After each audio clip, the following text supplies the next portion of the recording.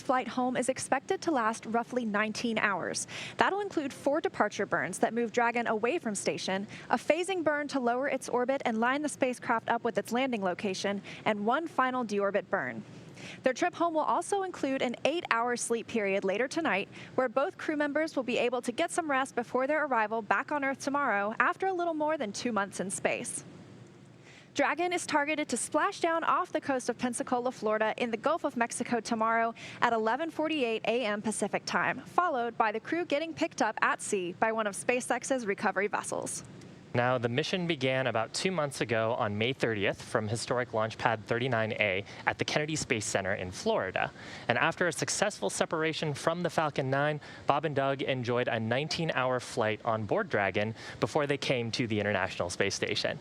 Now, since arriving, Bob and Doug have been doing some real work aboard the station. In fact, Bob and Station Commander Chris Cassidy completed several spacewalks, and they've also been taking some really spectacular photos of planet Earth and the Dragon spacecraft as it's been in attached operations.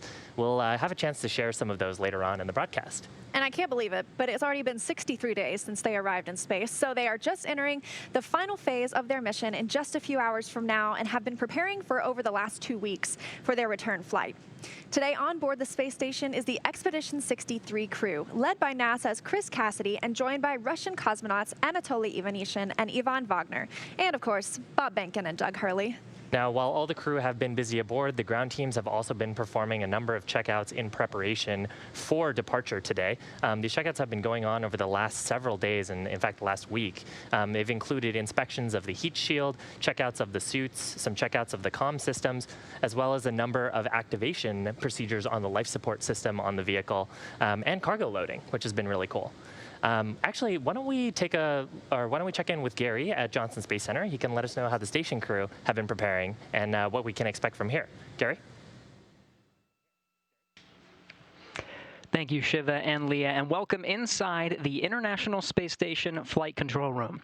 Since arriving at the space station, Bob and Doug jumped right in as fully fledged members of Expedition 63. Over the last 2 months, they've helped execute more than 24 scientific investigations from every major category of research aboard the station, including studies in biology and biotechnology, Earth and space sciences, human research, physical sciences, and technology demonstration. They've also had plenty of non-science-related work on their timelines, performing maintenance on life support and vehicle hardware in multiple modules and transferring cargo in and out of the attached HTV-9 cargo spacecraft. Bob Behnken also executed 4 spacewalks with Station Commander Chris Cassidy, wrapping up one of the final phases of upgrading the station's large external batteries, with Doug assisting in all suit and robotic operations. Since completing the spacewalks, Bob and Doug have spent the last 2 weeks preparing to come home. They received some additional on-orbit training to refresh them on the departure, re-entry, and splashdown procedures, and have been busy packing cargo for their return. In fact, that's what they're doing right now. There will be approximately 150 kilograms or 330 pounds of cargo returning on Dragon. The majority of that is more than 200 pounds of science, largely made up of samples packed away into powered cold freezers. These samples are from a range of biological research experiments on the station dedicated to improving our understanding of how the human body adapts to microgravity, or looking at ways to use space to improve life back here on Earth. Now, let's go through some of the major upcoming milestones for today's departure coming up soon at just around 2:35 p.m. Pacific. We're currently awaiting Bob and Doug to ingress or board the station, or board the Dragon for their return flight home. They're doing a little bit of closeout duties now, but that'll be one of the first items on their agenda today. So less than 30 minutes from now, they'll be closing Dragon's hatch around 2:45 p.m. Pacific time. Once inside the vehicle, Bob and Doug will don their SpaceX spacesuits, which will be worn during all dynamic phases of the flight. All those same leak checks on the spacecraft would occur before the crew makes their way into the seats and straps in for undocking. Once the Dragon's hatch is closed, Chris Cassidy will affix a docking target to the outside of the A-Pass hatch and then close it about 10 minutes later, 2:55 p.m. Pacific, creating a space between the Dragon and station known as the Vestibule. He then has one more hatch to close. That's the Node 2 forward hatch. Now, after all of those hatches are closed, about 15 minutes later, a ground command will be sent to open the valves on the Dragon side and begin depressurization. That's at 3:10 p.m. Pacific, essentially venting air inside and bringing that space down close to vacuum. They have to pause for 5 psi for a few minutes, allowing the temperature inside that vestibule to stabilize, perform a good leak check, and then continue depressurization. 4:20 p.m. Central Time, they'll conduct a go, no-go poll. That'll be the NASA teams here in Mission Control Houston and SpaceX teams in Hawthorne. If all is go, the undocking sequence begins. The undocking command will be sent, followed by a few minutes for the umbilical that connects the power and data between the two spacecraft to detach. 12 hooks will retract, and then 2 firings of Dragon's thrusters will initiate, and the undocking will be complete. That separation scheduled for 4:34 p.m. Pacific time. Now, the departure burn, there's 4 departure burns. Immediately after those 2 burns, they'll actually have that physical separation, and the departure burns will take them around the zenith side of the International Space Station. Those departure burns taking place, there's 4 of them, and will be taking place over the first few hours of their flight, essentially getting that Dragon further away from the International Space Station. Now, overnight, the crew will be able to get a sleep period in. In fact, this orbital trajectory gives them plenty of time to allow for the crew's sleep, to get them in a good circadian rhythm, and allow them to perform all of their tasks prior to splashdown, including while they are asleep. They're going to also be performing a phase burn. Right now, they're in the orbital plane of the International Space Station, but that phase burn will align them with their primary landing site. Right now, we're looking go for Pensacola, just off the coast of Pensacola, Florida. They'll perform a series of checks right upon waking up when that phase burn occurs while they are asleep. Those checks, they'll put on their suits and get ready for the deorbit sequence. The deorbit sequence is, there's a few steps there. First, there's going to be the preparation for the claw separation. There's the Dragon's trunk. They're going to perform a heavy yaw of the Dragon vehicle and release the Dragon trunk off to the side so it doesn't intersect with the vehicle during the deorbit sequence.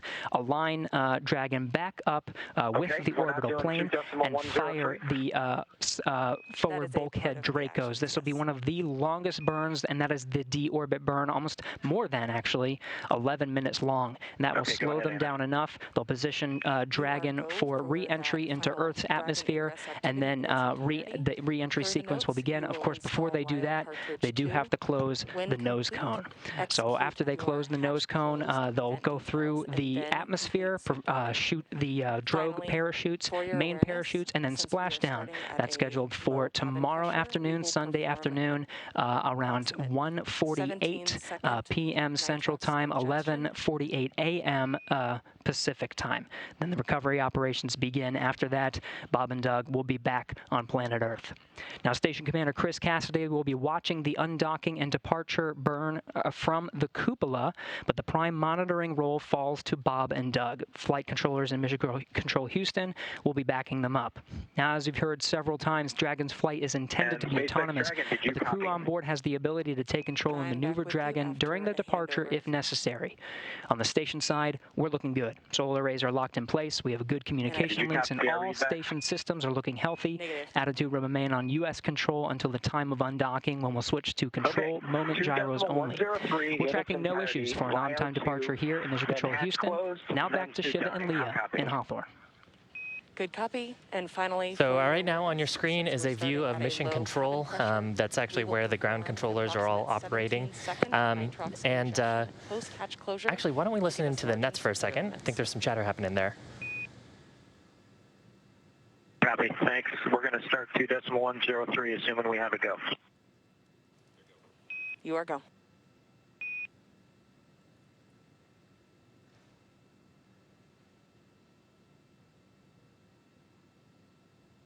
I believe I just heard a go call on the FD net, but I think we're still in the process of assessing vehicle health and actually making sure that Bob and Doug can ingress the capsule, which should be underway currently.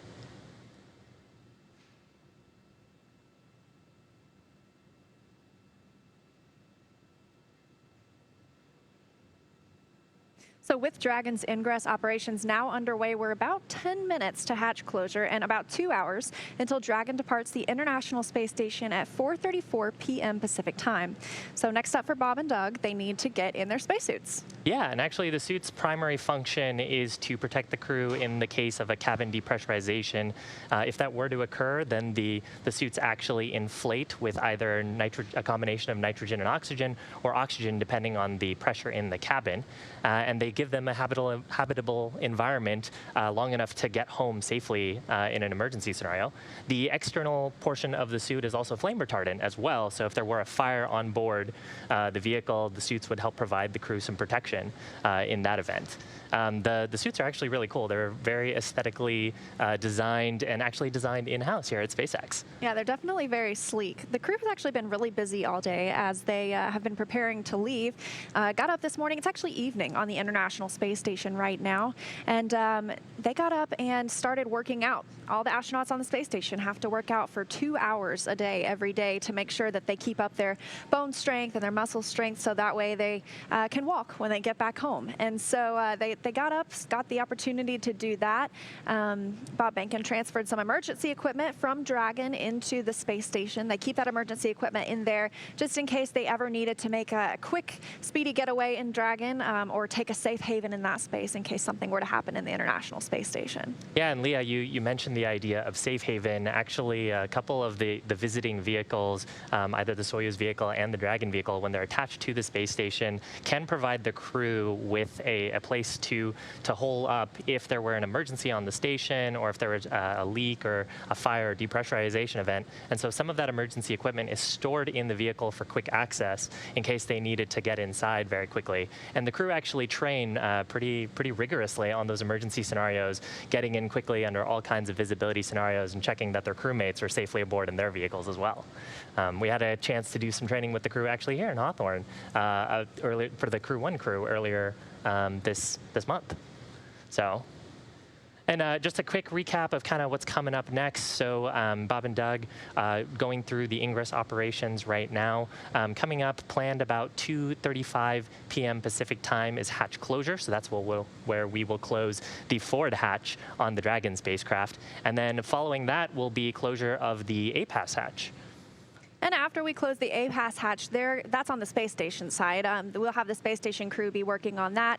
We'll go for vestibule depressurization, and the vestibule is that space in between the hatches that the crew flies through when they arrive, and then of course when they leave. But we are going to bring that space, which is at the same pressurization as the rest of the space station, down to as close to a vacuum as possible, because that's what it will be exposed to once Crew Dragon departs, hopefully in just a couple of hours. Yeah, right now the planned departure and separation is looking like around 4:34 or 4:35 p.m.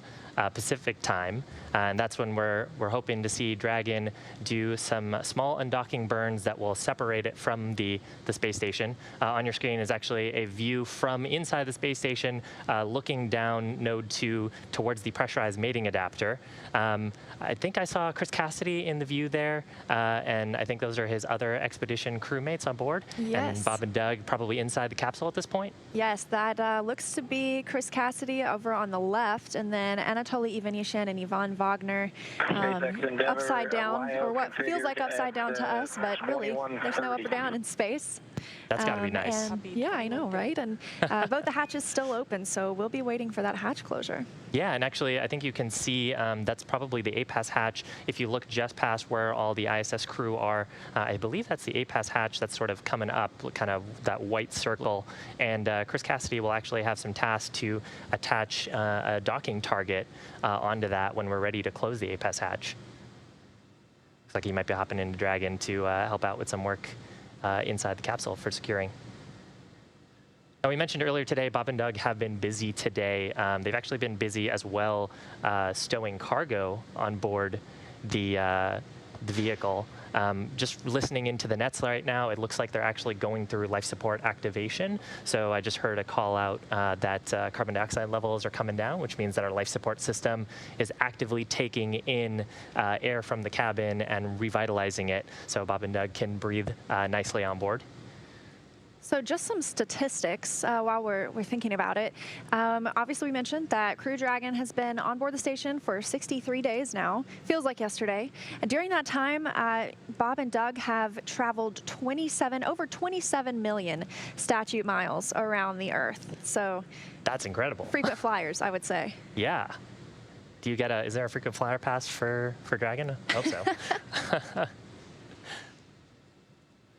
Yeah, they're zipping around. I think on ground track they're going about 17,500 kilometers when they're at ISS's orbital altitude.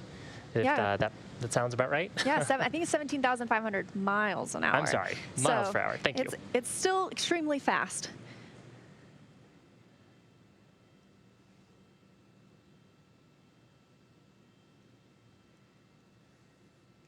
So if you look just above the hatch, you see that ISS 20 flag.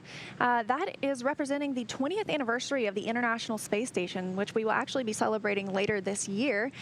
So for the past 20 years, I like to explain it to people as if you are under 20 years of age, you've never lived a day without humans in space. So for the past 20 years, we've had continuous human presence aboard the International Space Station. It's truly international. We have obviously our two upside down friends we see. They're getting a better look inside by turning in that direction.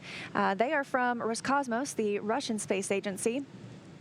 Looks like they are taking out the intermodule ventilation. That helps equalize the air in between Dragon's capsule and the rest of the International Space Station. Yeah, that's right. Actually, while Dragon has been attached to the space station, most of its operations have been in what we call quiescent mode.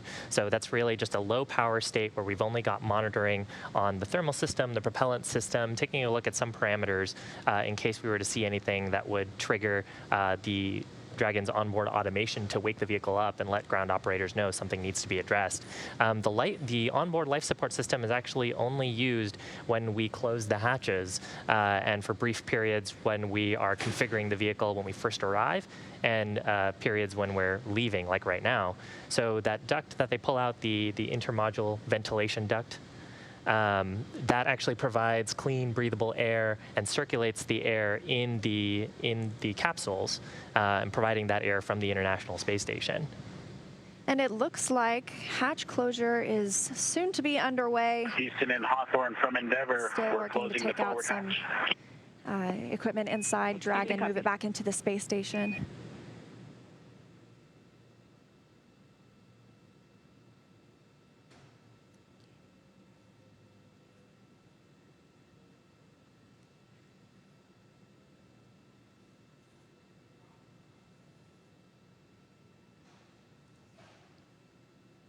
Yeah, so as part of those activities, moving the intermodule ventilation duct, they activated, of course, the lithium hydroxide scrubbers on board Dragon. Cap and fan has been running.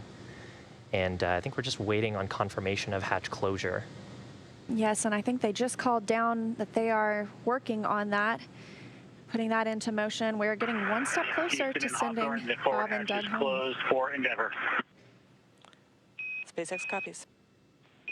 And Houston copies.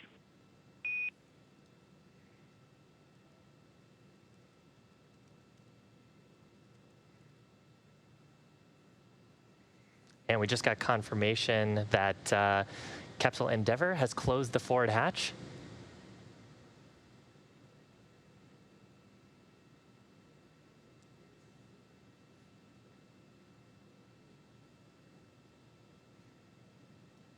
We can actually see on our screen the activities to close the APAS hatch as well. And that Crew Dragon hatch closure came at 2:36 p.m. Pacific time as the International Space Station was flying over the North Atlantic Ocean. Now, as part of hatch closure operations, Bob and Doug actually inspected the seal on the interior surface of the forward hatch on Dragon. And we're talking about the forward hatch and the side hatch. The forward hatch is actually the part that's attached to the front, sort of the front portion of the International Space Station. So if you imagine the International Space Station flying in a direction around the Earth, the forward direction of it is what we're attached to. And that, if you were imagining the capsule sitting on the rocket, is actually at the very top of the rocket underneath the nose cone. So if you're imagining the rocket as it was on the launch pad, it's a little bit sideways right now. And there's a sealing surface on that forward hatch that Bob and Doug would have done an inspection on just to make sure that there's no foreign object debris or FOD that could cause a potential leak. And looks like we may be stepping into a satellite handover. It happens commonly on the International Space Station, and it's called actually a TDRS handover, Tracking Data and Relay Satellite System. We're constantly moving from one to the next.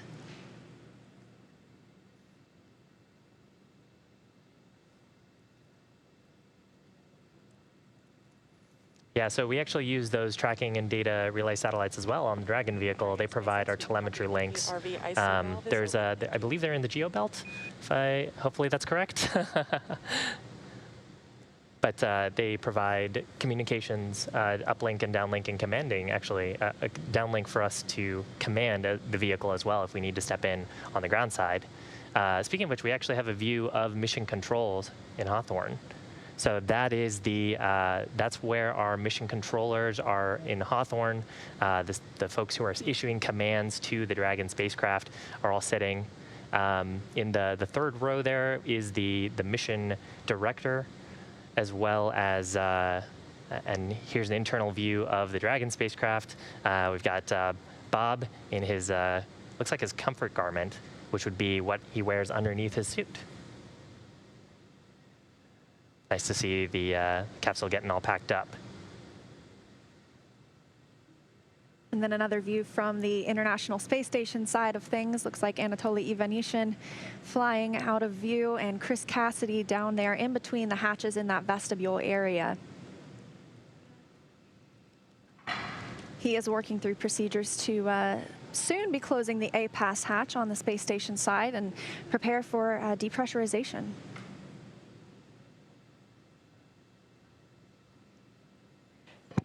Dragon SpaceX, no response. Yeah, so we talked about this a little bit. External on cameras for your suit donning.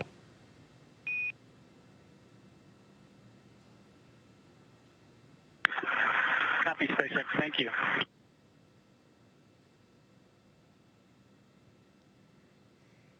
Now, we talked about this a little bit earlier, but the vestibule, the space between the A-pass hatch and the forward hatch on Dragon is really just a small volume that is normally exposed to the vacuum of space when we don't have a visiting vehicle like the Dragon spacecraft. And we have to step through some depressurization steps once we have confirmed that all of those hatches are secured, both on the International Space Station side as well as on the Dragon side of the spacecraft. So we just heard the call that Bob and Doug are go for suit donning. So the Dragon hatch is closed. They've said farewell to their orbiting friends for now until they're all reunited in the ground in the future. And they'll be going through that suit donning shortly. You did mention it looked like Bob Behnken was already in his comfort garment, that first layer of the suit. Yeah, the comfort garment is it's basically like an athletic garment. Just helps them stay comfortable before they step into the suit. And the suit is largely a one-piece design. So the helmet is integrated into it. The boots are integrated into it. Really, they will unzip some interfaces on the suit, climb into it, zip all those attachment points up, and then there's actually an umbilical on the leg of the suit. So it's a kind of a connection that provides gases and electrical connections to the suit, so they can use the integrated microphones in their helmets, and it also provides them breathable gases for suit leak checks, and if we were to have one of those emergency scenarios, it would also provide pressurization to the suit. And I think notable to mention that these are different suits from what you might imagine for like the spacewalks and EVA suits. These are what are called intravehicular activity suits, meant for really activity inside the vehicle. So what we just saw as Chris Cassidy was down there in between the hatches in that vestibule space, he was affixing that docking target that we mentioned earlier. I like to say it's like an X marks the spot because that's what the vehicles aim for when they arrive at the International Space Station. So one step closer to bringing Bob and Doug home. And we're actually really fortunate that the weather has turned out pretty good in the Gulf. Looking at a Pensacola landing site right now, we just, before we went on air today, we had the 2.5 hour prior to undocking weather briefing, and things are still looking good for an on-time departure today. Yeah, really glad to see the weather cleared up. Storm moved back towards the Atlantic.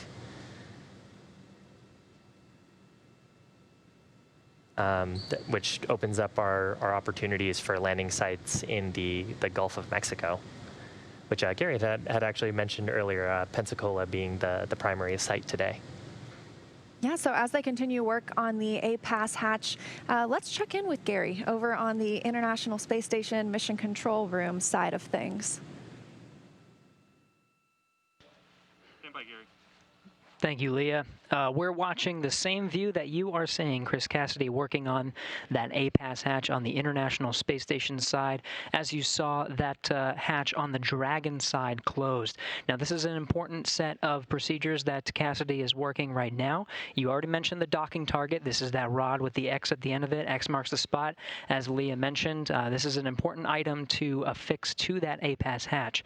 Now, you see he set up a camera just outside of there, and he's also going to be taking some pictures for the ground teams to know exactly how the APAS was configured prior to closing, getting ready for some of those next crews.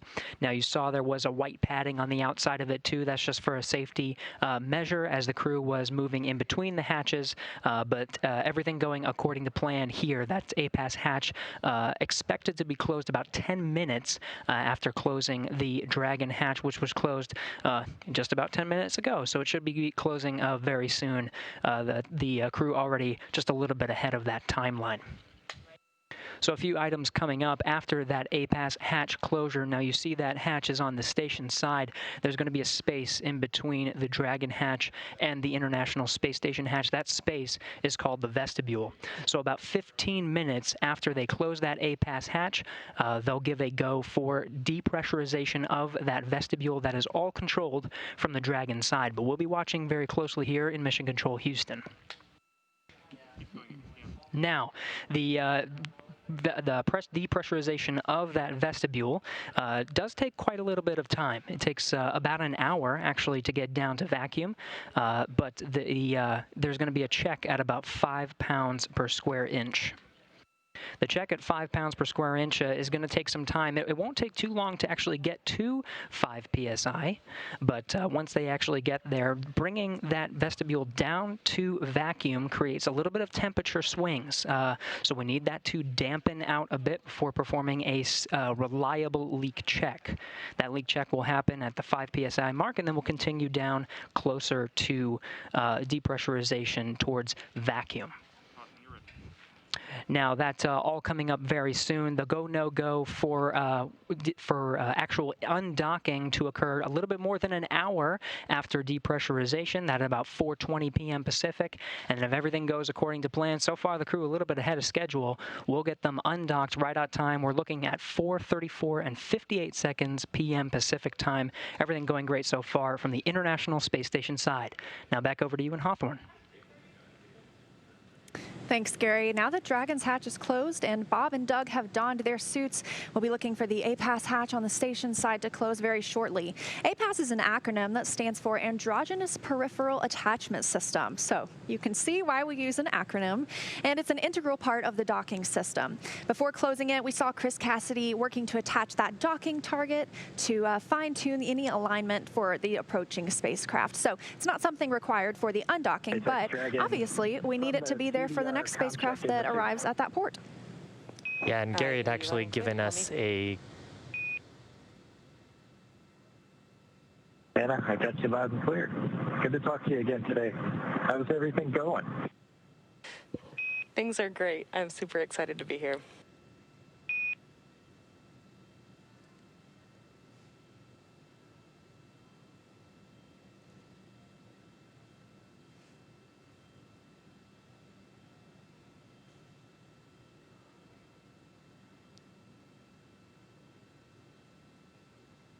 So I think what we heard there was a comm check between the core here and Hawthorne Mission Control up to the crew. That's a very good sign. That means that they're well underway into their suit donning procedures. Suit donning just referring to getting into their suits. And one of the first steps there is checking that the microphones work both in the cabin as well as in their suits. Now, kind of what we were talking about earlier, once we get through suit donning, which will have a couple of steps involved in it, first with these comm checks, and then we'll actually do some pressure checks to make sure that the suits are leak tight. Once we get through that, then we'll actually go through a quick poll. Mission control teams will verify that we're go to depressurize the vestibule, again, which is that space in between Dragon's forward hatch and the station's APAS hatch on the mating adapter, pressurized mating adapter on the forward module. And as you saw, some flashes in that area down in the vestibule. That's Chris Cassidy, commander of the International Space Station, down in that space. He's taking pictures, and he'll be sending those back down to the ground team so that they can check out how the hatch closure procedure went, and he'll be able to provide those detailed photos for future use as well. Yeah, vehicle actually undergoing a number of reconfiguration steps at this point. With crew, of course, on board, we have to make sure that our life support systems and thermal systems are all operating as nominal. And the volume actually in between in the vestibule, that pressurized area, which is now at about 14.7 psi, will actually vent that through the some vent valves on the Dragon side of the system. So one of the two astronauts returning to Earth in Crew Dragon is Doug Hurley, the spacecraft commander for the Demo 2 mission. He previously flew on 2 space shuttle missions as the pilot on STS-127 and again on STS-135, which was the final space shuttle flight. Here's a closer look at NASA astronaut Doug Hurley.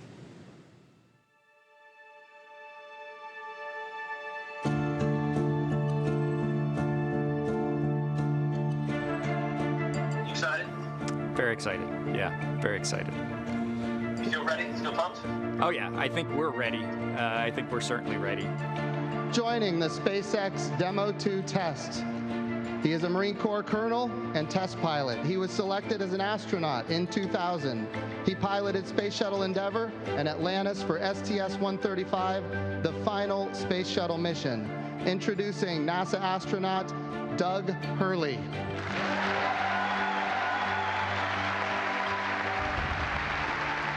It's a life-changing process in so many ways to fly into space. It's just overwhelming in some respects. Just the sensations, the rumbling, the shaking, the acceleration. When the engines shut off and you go from, in the case of the shuttle, you go from 3 Gs to 0 Gs instantaneously, and things start floating. And I remember distinctly just thinking, what just happened? To see a rocket launch in person is, it's a pretty emotional event. I remember the first time I saw a shuttle launch, and it was amazing. And then when I saw a shuttle launch with my wife on it, that is quite the emotional experience. My name is Doug Hurley, and I'm the spacecraft commander for the Demo 2 mission to the International Space Station.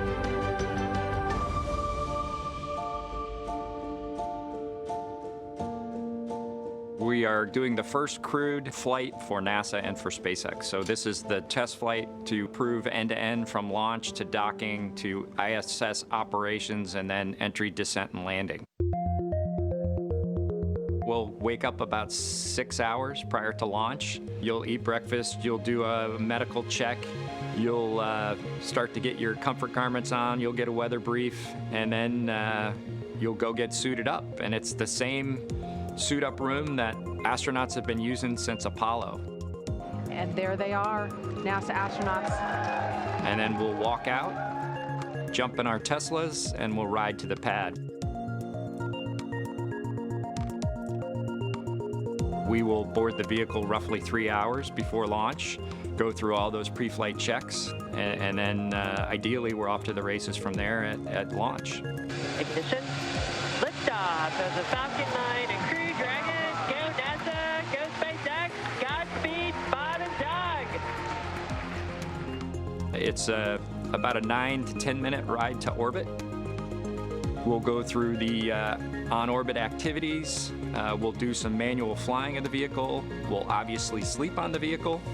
And then we will continue through the rendezvous phase to where we end up in front of the space station the next morning, ready to dock. Endeavour, this is Houston. Bob and Doug, welcome to the International Space Station.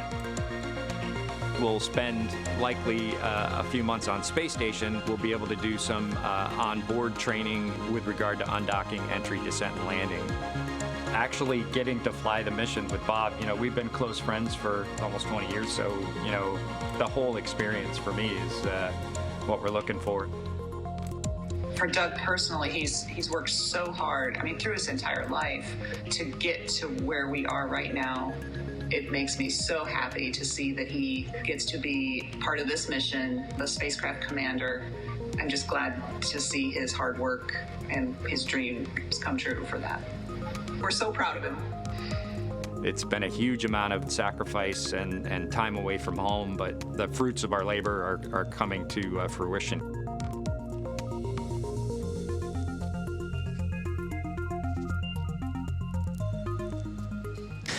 Now, with Doug is NASA astronaut Bob Behnken. He's the Joint Operations Commander for Demo 2. He previously flew on 2 shuttle missions, STS-123 and 130, and he also served a tour as the Chief of the Astronaut Office. Why don't we learn a little bit more about him?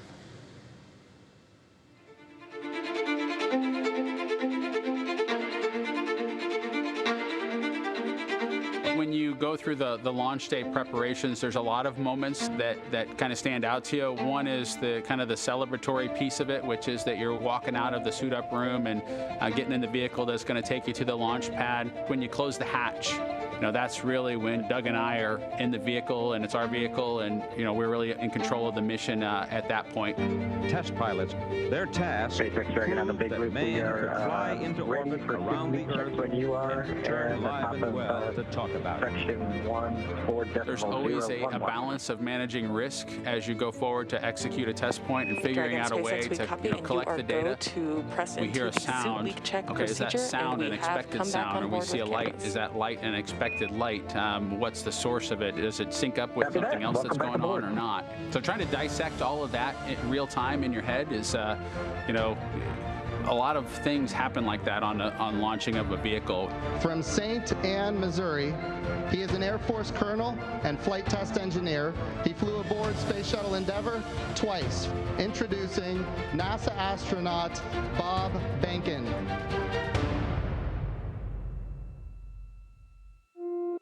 My career at NASA has kind of spanned a couple of decades at this point. I arrived with the class of 2000, went through the training program, primarily focused on the space shuttle and the International Space Station, learning those systems. Having launched a couple times on vehicles, you know, the second time was definitely different than the first time. You can feel a little bit guilty of, hey, should I study one more thing, or is there one more piece of information I should get? Am I really prepared or not? So that's definitely different between where I was on my first flight and where I'm at right now. I think for me personally, as a spouse, watching everything that Bob has put into this over the last 5 years, the dedication that he's shown, the perseverance is pretty special. For both of us, though, the way our minds work, it won't be until sort of the mission is complete that you have really a chance to savor it and celebrate it. On a deeply personal level, I'm really excited that my son is going to get a chance to see me launch into space. Being an astronaut has been a little bit of an abstraction thing for him because he's seen me do it in old videos, but he hasn't seen me do it for real. And so I'm excited for him to see me launch into space. Really, my role on the Demo 2 mission is to make sure that we get this vehicle tested and evaluated so that we can move on to more operational missions at the International Space Station. 3, 2, 1, 0. Ignition. Liftoff of the Falcon 9 and Crew Dragon. Go NASA, go SpaceX. Godspeed, Bob and Doug. We've we've got a lot of objectives on board the vehicle that we need to accomplish to really make sure that it's good to go.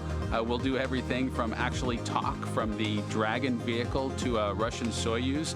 We'll dig out all kinds of hardware that's stowed in the nooks and crannies of the vehicle so that we have a good feel for how things are in place and getting them back in place. We plan to do all those things as just a part of our test mission. Welcome to Bob and Doug.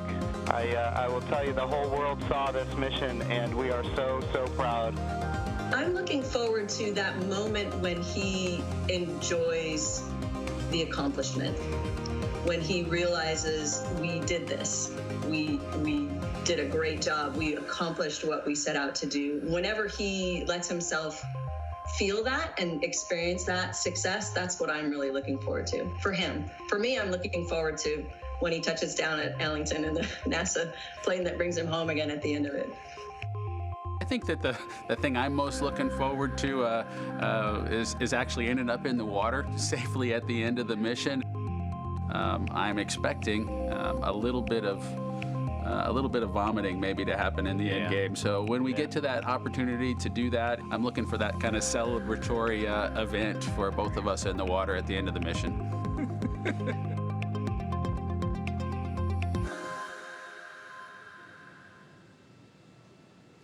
So cool, great view on your screen. That's from a camera behind Bob and Doug. Bob sitting in the right hand as we see him. Dragon in 2.5, 2 successful leak checks. Dragon SpaceX, we see the same. Thank you.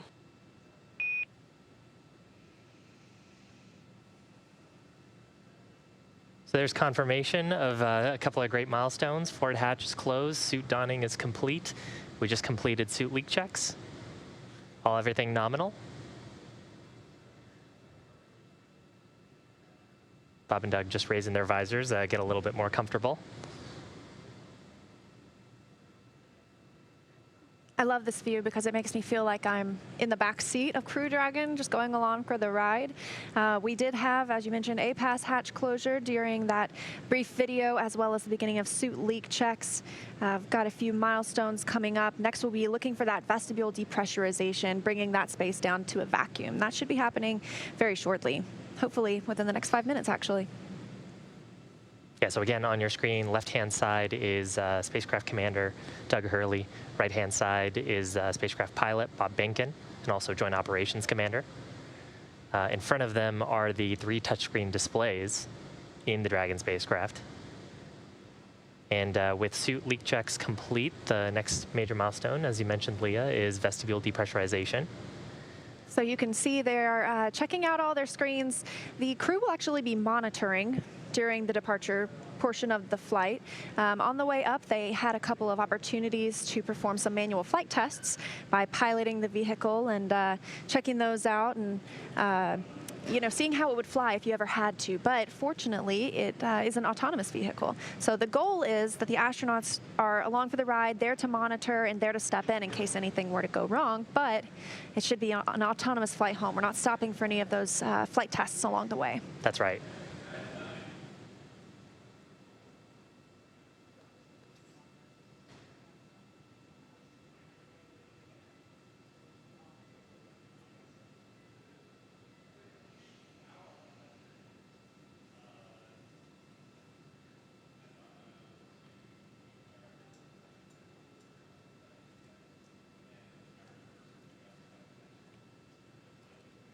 Just trying to take a look here to see what the vestibule is currently pressurized at.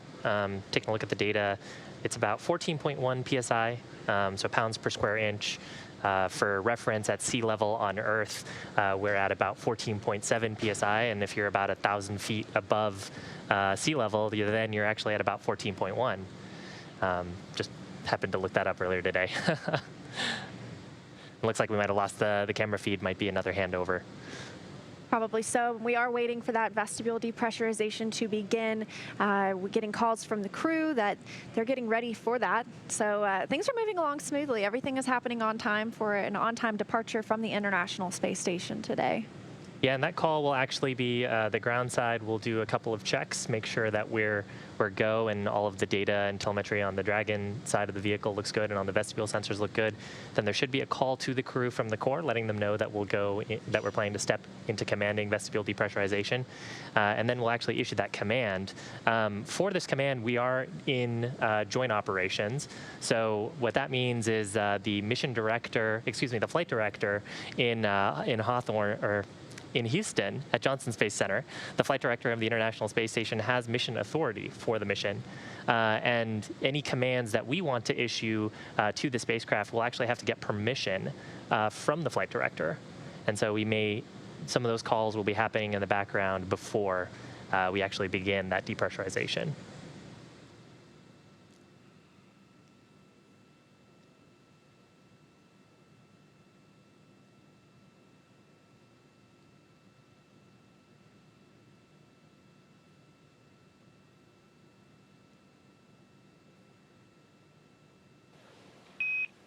Dragon SpaceX for status.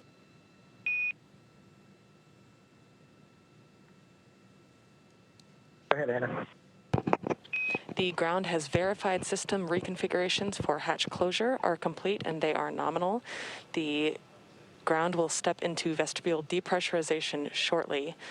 And finally, control of cabin air temperature via your procedure 4.080 is allowed at this point, and note that the hex is currently configured for maximum cooling.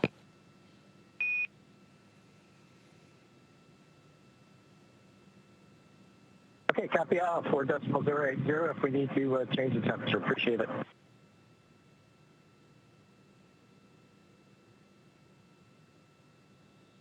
And some words going up to the Crew Dragon crew from, as you mentioned, the core, the crew operations responsible engineer here on the ground at SpaceX.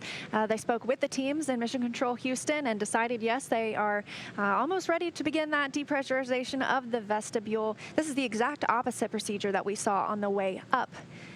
And sounds like vestibule depressurization has begun.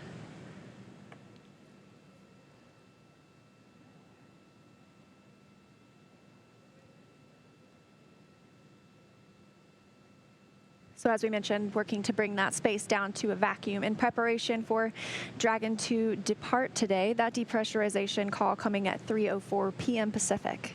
And moving pretty quickly, data shows we're currently at about 12 psi in the vestibule. Just dropped below 12, and only less than a minute ago we were at 14.1.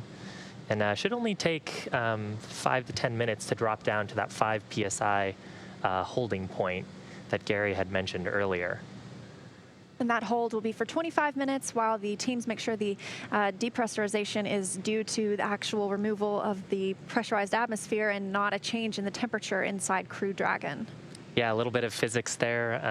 If you expand a gas, which is what's happening here, we're taking the gas in the vestibule and venting it away, and so taking the molecules in that vestibule and sort of expanding them out, the temperature tends to drop, and so we'll want to wait for that temperature to equalize, because as it warms up, the remaining gas will bump up a little bit in pressure, and that can look like a false leak from either the International Space Station side or the Dragon side. So we give it some time to equalize the temperatures, and once we feel confident that the pressure is stable in the vestibule, then we actually perform the leak check and look to see that we don't have a drop in cabin pressure on the Dragon side, as well as a rise in pressure in the vestibule. And things are moving quickly. We are actually already at 8.5 psi, it's pounds per square inch, in the vestibule. And as you mentioned just a moment ago, we were at 14.1. So at 8.2 now, and then we'll be waiting for that 5 psi point where we'll do that 25-minute hold. Yeah, and kind of wild to think, among the other fun facts I was looking up, so the pressure at Everest is about 4 psi. So that'll kind of give you a sense of the pressure in the vestibule right now would be about similar to you being at maybe like 12,000 or 13,000 feet. Yeah, and very interesting. That's near the same pressure as in an EMU, or an extravehicular mobility unit, that the astronauts use when they go outside on a spacewalk. They keep that at 4.3 psi. That way they are more able to easily move their fingers and their joints so that that work outside isn't as difficult. Now, something interesting to note on the extravehicular, or on the EMUs. So at that like roughly 4 psi, where you're not breathing the same mix of air that you would be breathing here on the ground. Here on Earth, we'd be breathing something like 70% nitrogen and then about 20-something% oxygen. You actually need the concentration of oxygen to be higher. So when you go to those lower pressures, those suits actually transition to oxygen, right? And taking a look at the data, it looks like we are at 5.9 psi in the vestibule. So coming up pretty soon, we should be expecting that call of having reached that 5 psi level that we're waiting for that 25-minute check. Mission controllers that you can see on your screen, specifically who we refer to as the systems officer, will be monitoring for the pressure. We'll also be looking for temperature checks on that area. The systems officer is actually responsible for the life support systems and thermal system on the vehicle, and so they're most familiar with that telemetry and able to make those calls for nominal leak check complete. And they'd also be responsible for checking that the vehicle configures into appropriate transition modes. And I just heard that the initial depressurization of the vestibule is complete, looking at 5 psi, nearly on the dot. So I think what we can expect next is a call from the core up to the crew to let them know that the thermal hold period is beginning. And then we will probably also hear when the leak check is complete and the results of that leak check.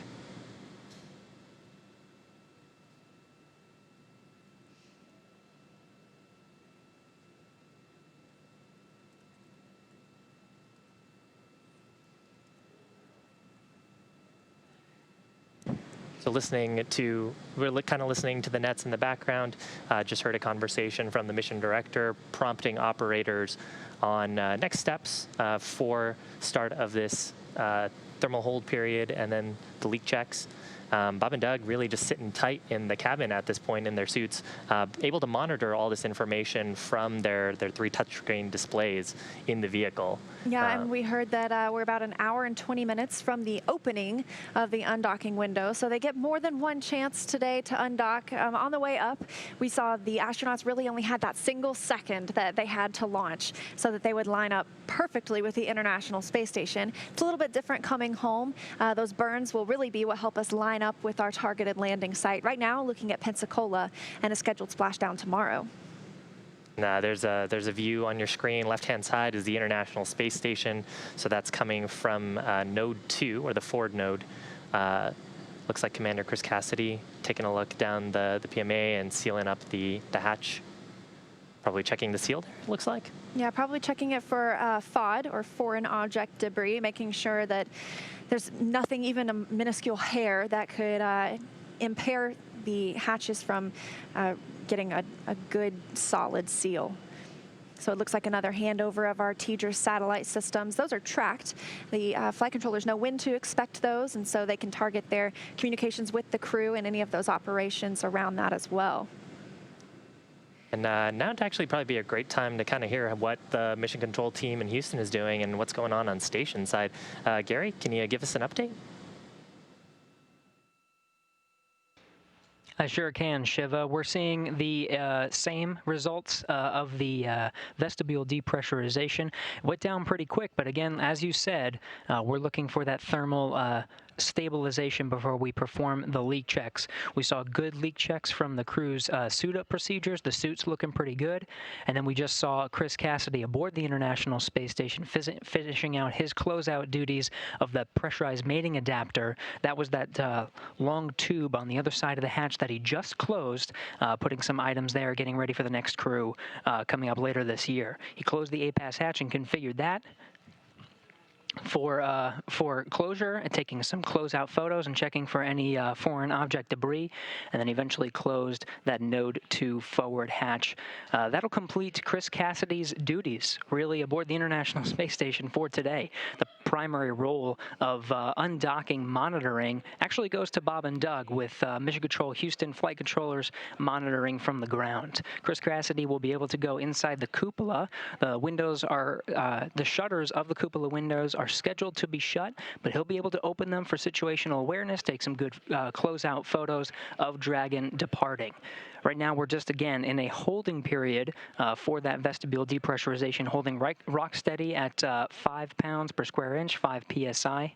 That is the final step. That is the final step, final check, really, for vestibule depressurization until we get down closer to vacuum. And then, of course, we have the go, no-go for undocking coming up in just about an hour, and then eventually we'll get to separation, right now scheduled for just after 6:30 p.m. Central Time, 4:30 p.m.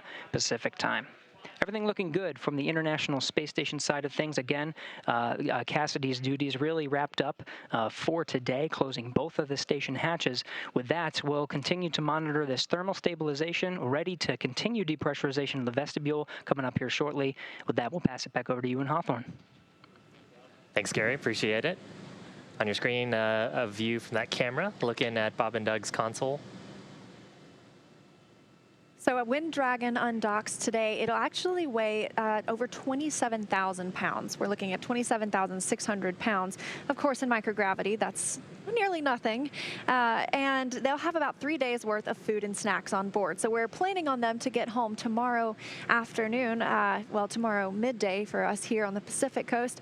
And so those 3 days of food and snacks are there just in case there were to be some weather crop up that wasn't expected, and they can remain in orbit for a couple of days after undocking and be perfectly fine.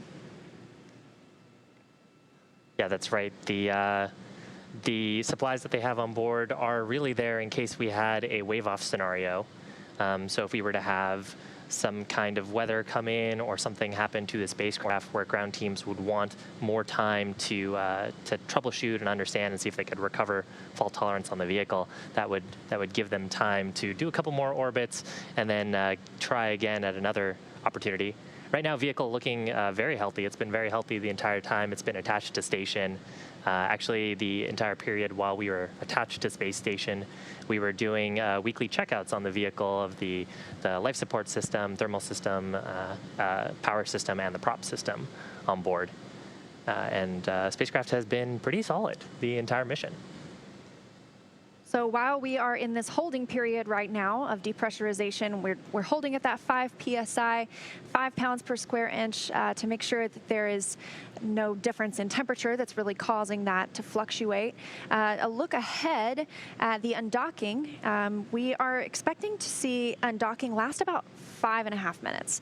And during that time, undocking for Dragon looks a little bit different than for other vehicles. When the Soyuz is on the International Space Station, it undocks by using springs that push it away from the space station, and Dragon will instead use a couple of undock burns. So 2 small, short burns, about 1.5 seconds for one of them and 5 for the other, and those will just do just enough to bring Dragon away from the International Space Station so that it can conduct its departure burns later. Yeah, Dragon actually has 16 Draco thrusters on the base of the spacecraft, 12 in what we call the service section of the spacecraft, and 4 that would be underneath the nose cone around that forward hatch. The nose cone Dracos, the forward bulkhead Dracos, as we like to call them, are actually disabled for this portion of the mission and will be disabled for the next 3 expected burns, which would be that undock 1 burn, undock 2 burn, and then what we refer to as departure 0, which gets us on a path out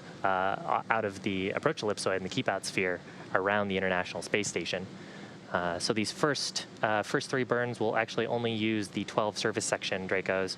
And we actually have that many because of redundancy on the vehicle. So we could lose certain combinations of those thrusters and still have full dimensionality control and the ability to control the vehicle's position applied thrust to it. So if you're wondering what's keeping Dragon attached to the International Space Station right now, there are 2 sets of hooks, 6 on each side, so 12 hooks. And when that undocking sequence begins, the hooks will open and the umbilical, which provides power from the space station to Crew Dragon, that will detach, and then those short burns will fire and Crew Dragon will be on its way. Yeah, those 12 hooks, hard capture hooks, are actually what also provides the seal as well. So they ensure that the vestibule has that leak-tight seal. And on the way up, when we docked in late May, that was one of the major milestones after we had attached, verifying that the soft capture system had completely closed and that all those hooks had driven closed. So as you can see, NASA astronaut and commander of the International Space Station, Chris Cassidy, he's staying behind on the International Space Station for right now, and he'll return to Earth aboard a Soyuz in October. But he has just closed the Node 2 hatch. So the APAS hatch was closed earlier by Cassidy. The Dragon hatch was closed, and now just even creating a more firm seal by closing that Node 2 hatch. And as you mentioned earlier, that's on the front end of the space station, if it really had a front side. So so that's where they're at. And you saw him taking some pictures, recording that process, and he'll be able to deliver those to the ground later for analysis and just to check out at how everything went, this first departure for Crew Dragon with a crew. Good view from the interior of Dragon. We're looking at the pilot's side seat. So that's Bob Behnken, and you can see Doug Hurley's hands on just behind him. Hey, Chris, that call came down on Space Ground 1, so I'm just going to read back on the big loop that we confirm. And if you actually look on the right hand, Node 2 forward hatch and the MPEV are closed. And Chris, I owe you shortly what the undock sequence time is.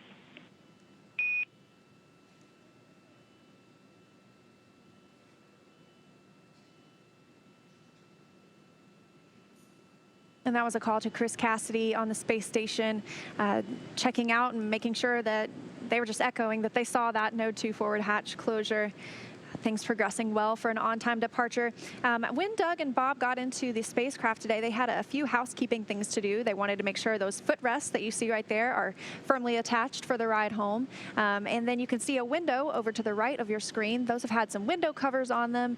They removed both of those, but they are still available so that when the crew go to sleep later tonight, they'll be able to put those window covers back up. That'll keep them from seeing a sunrise every 45 minutes or a sunset, because the space station, as we mentioned, is orbiting Earth at 17,500 miles an hour. And so they see quite a few beautiful views, sunrises and sunsets every day, 16 to be exact. Yeah, and you can actually kind of get a sense for how bright that might be. Spacecraft and the International Space Station are currently not in the Earth's shadow, so in sunlight, and you can see how bright the window can get, almost rivaling the lights in the cabin. Now that window is actually right next to the side hatch, so you can see there's a black strip next to that window. That's actually a handrest, a handhold, and next to that is the side hatch. And that's actually what Bob and Doug will be egressing out of after they do, after successful reentry, parachute deployment, and splashdown. Yeah, so that's what we saw the crew climb in.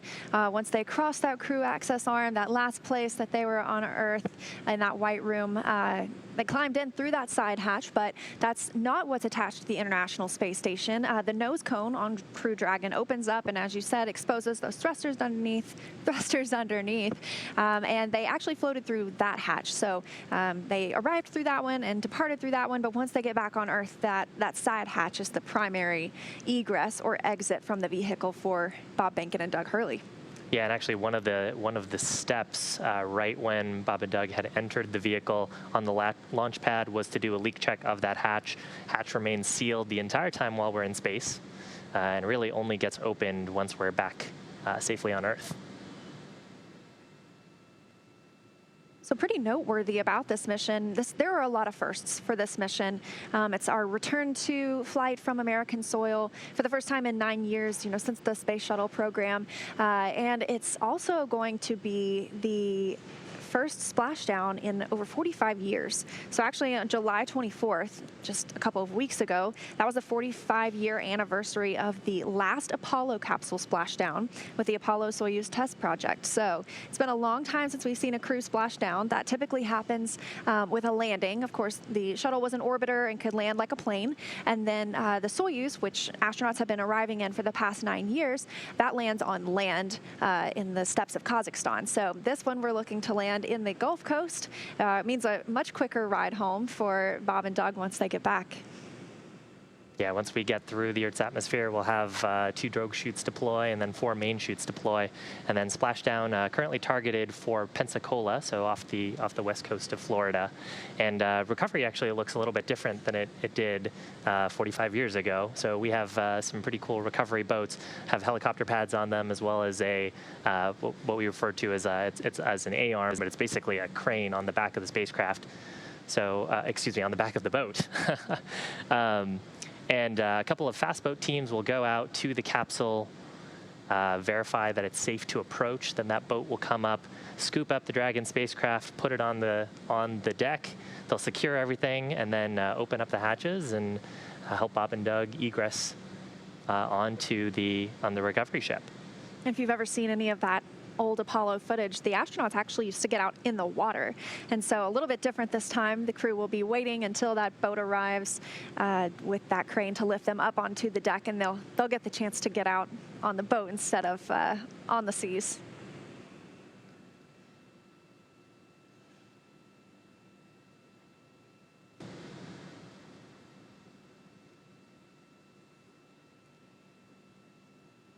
Yeah, and actually for recovery, we have 7 potential recovery sites, what we refer to as supported landing sites. So those are areas where a recovery team can get there very quickly, recover the crew within a couple of hours of their splashdown, but usually actually much faster than that.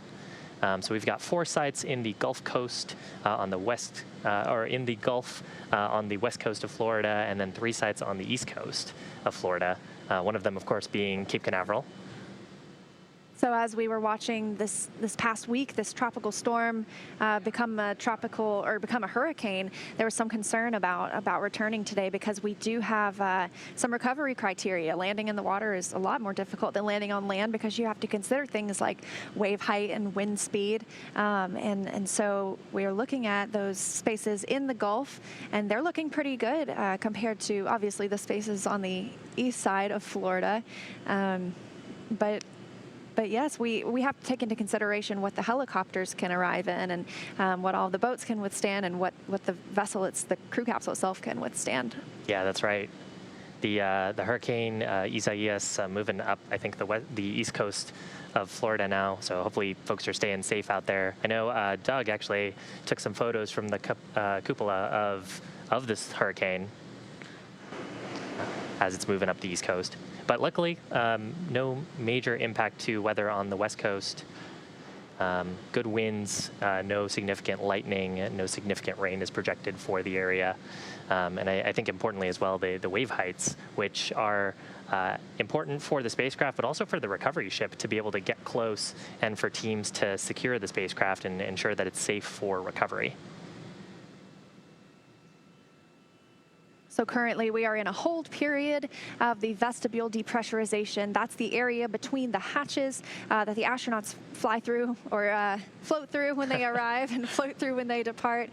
So we are holding at 5 pounds per square inch for 25 minutes to make sure that checks out, and they continue with depressurization after that. But Bob and Doug, as you can see, this view over their shoulder, it makes it look like we're on the ride with them. They have donned their suits. They are in their seats, monitoring everything on those screens aboard Crew Dragon.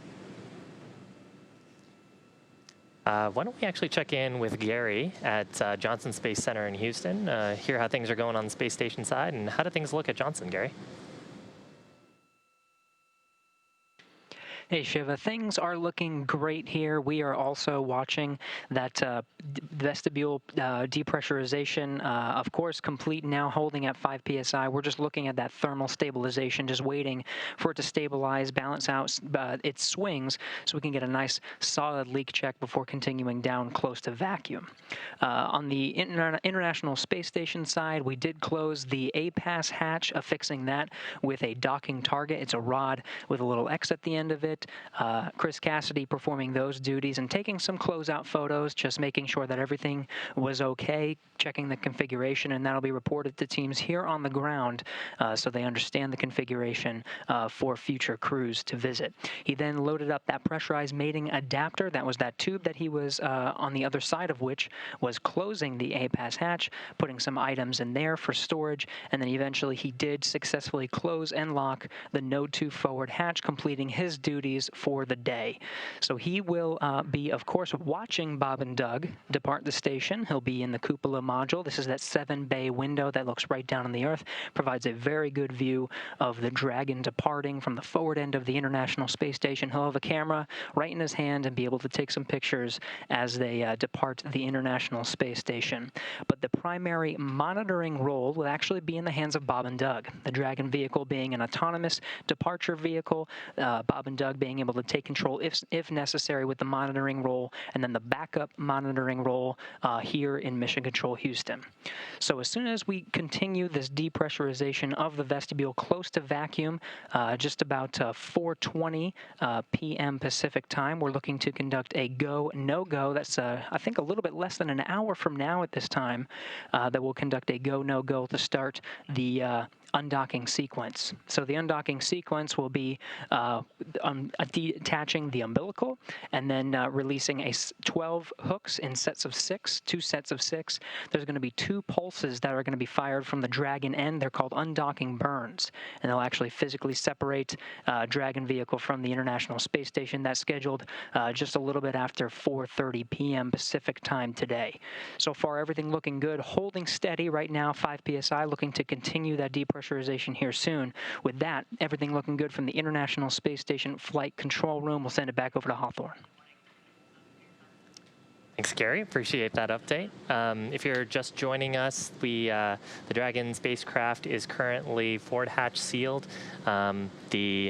Earlier today, Bob and Doug had actually loaded some powered cargo into the vehicle, and the life support system is reactivated. And then after sealing the hatches on both the International Space Station side and stepping into the spacecraft, we did some leak checks on the suits to step into vestibule leak checks now. Yeah, and so that vestibule area, we're holding at 5 psi, 5 pounds per square inch to conduct and make sure that it is holding and not fluctuating due to any temperature changes. Actually, the crew on the International Space Station, as I mentioned earlier, this is evening for them. And so it's actually 10:30 almost aboard the International Space Station, 10:30 p.m. And so they'll be getting ready to go to sleep soon. The crew here in Crew Dragon got to take a 3-hour nap today in the middle of the day. Looks like actually the whole crew was able to enjoy that nap. That way they'd all be alert and ready to conduct these departure procedures, whether it be sealing up the hatches or conducting any of the leak checks, monitoring the ride home. We want to make sure the astronauts are well rested, and even though the crew on the International Space Station will get their sleep period soon, we'll see Bob and Doug get theirs. They'll have about 8 hours later tonight to get some shut-eye. Yeah, that'll actually sleep shift them well before they start to step into the deorbit burn, which is actually the largest burn of the day and actually a pretty dynamic period time for them. So I want to make sure that they are all well rested so they can monitor and step in if they have to take any contingency actions, and also read back on the status of the vehicle if ground control teams are unable to properly assess the health of the system. Of course, one of the nice things about having crew members aboard is they can see the health of the vehicle and they can respond. Bob and Doug able to issue commands via those touchscreen displays, and also getting quite a bit of training on potential emergency scenarios, wave-offs, scenarios where they might need to interact with Dragon and if it were to lose comms or have a thruster issue. But right now, very healthy vehicle. haven't really seen any issues with Dragon during its 63-day stay at the International Space Station. And if you are wondering, once Dragon departs today from the International Space Station, we're not going anywhere. We're actually going to be live all the way until they come home to Earth tomorrow. So some of the bigger things we can look forward to after undocking, we've got a couple of departure burns. The first two are going to bring Dragon up and over the International Space Station, and then the next two will bring it down and in front of the space station before a phasing burn later this afternoon to help it really sync up with its landing zone for tomorrow. That's right. I might have heard a call. Heard a little something. Okay, there might be a call coming on space to ground. We'll be sure to keep an eye out for that. Looks like pressure in the vestibule is still holding.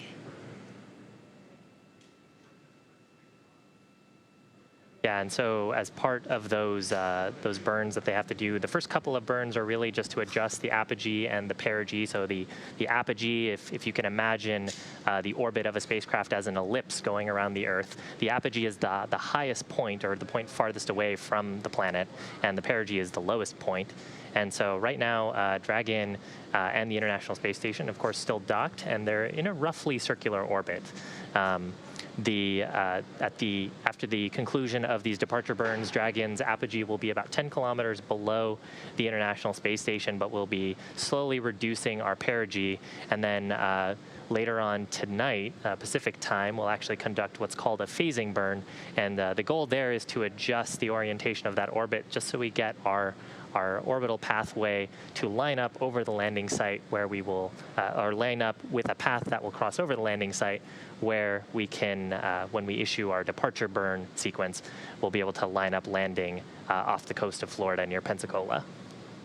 As you can see, Bob Behnken and Doug Hurley in their suits now, but after those first couple of departure burns, they'll actually be able to take off their suits, and they won't need to put them back on or don them again until tomorrow, just before the deorbit burn. And then they'll wear them the entire rest of their ride home. But for the majority of the rest of the evening after the departure burns 1 and 2, they'll be able to take off those spacesuits, relax a little bit more, enjoy their ride in Crew Dragon. And while Crew Dragon was on the International Space Station, we actually conducted some habitability tests. Of course, there's 2 astronauts flying today, but our future crews are scheduled to have 4 astronauts. So we brought in a couple of the space station's current residents to test out what it's like to have multiple people in Dragon once it's in microgravity. Performed lots of tests inside the vehicle. They had a little sleep period to see how it would be to sleep with 4 people in the vehicle, and things went pretty well. Looking forward to that first Crew 1 launch later this year. Yeah, so right now, Dragon and the International Space Station about 422 kilometers above the Earth's surface. And going about 7.6 kilometers per second. Should be close to that 17,500 number that you probably hear pretty often. Yes, and if you're looking at miles, it looks like we're about 261 statute miles above the Earth. And they are in the South Pacific Ocean. They'll be coming up across Hawaii not too long from now. There's a view from the International Space Station looking at the Dragon spacecraft. So Bob and Doug inside the portion towards the right of your screen. If you can imagine how they're seating upright, their displays would sort of be looking up towards the direction the nose cone is opened up. And behind them is the trunk of the spacecraft. So that top side, the black shiny part, is actually our solar panels on the body of the spacecraft. And below that, the white side of the spacecraft is the radiator. So that's where we're radiating away our heat generated by the avionics and the electronic hardware aboard the vehicle, and of course from Bob and Doug themselves. Generating a little bit of heat based on how much physical activity and exertion they're doing. Right now it looks like they're pretty comfortable, just kind of hanging out in their suits. And actually the vestibule leak check has started, and so they're testing to ensure the solidarity of those seals between the hatches. And as we saw earlier, they checked to make sure there was no foreign object debris or FOD, so that they would have a clean seal and be able to to complete this leak check successfully, another step toward undocking. These leak checks should be pretty fast. They'll be looking to see if there's any pressure rise on the vestibule itself, which would indicate pressure coming through the forward hatch seal. Dragon SpaceX on the big loop. Vestibule thermal stabilization is complete and the leak check period has started. Additionally, the Dragon to ground path is now available. If you would like to swap one of your audio destinations to Dragon to ground, I am happy to support a comm check at this time. Okay, Bob will do that.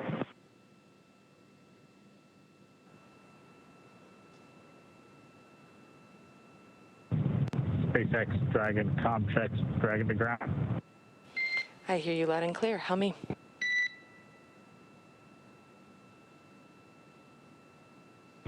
And Anna, you came in very quiet. I'll bump up that channel and maybe we could try it again. Copy. How is this?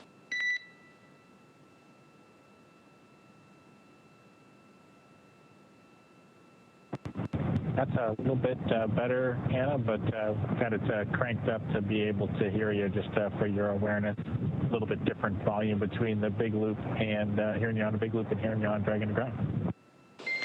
Copy. I will make sure to talk loudly into the Dragon to ground path.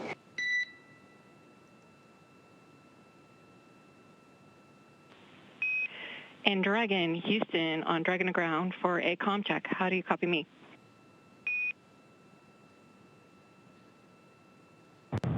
And Houston, we have you loud and clear on Dragon to ground. Actually, my bad. I was not on the correct loop. Comm check again on Dragon to ground from Houston. Okay, Leslie, we have you loud and clear on Dragon to ground. Much clearer, much less echo on this loop than the big loop. That's a good data point, and we also have you loud and clear down here.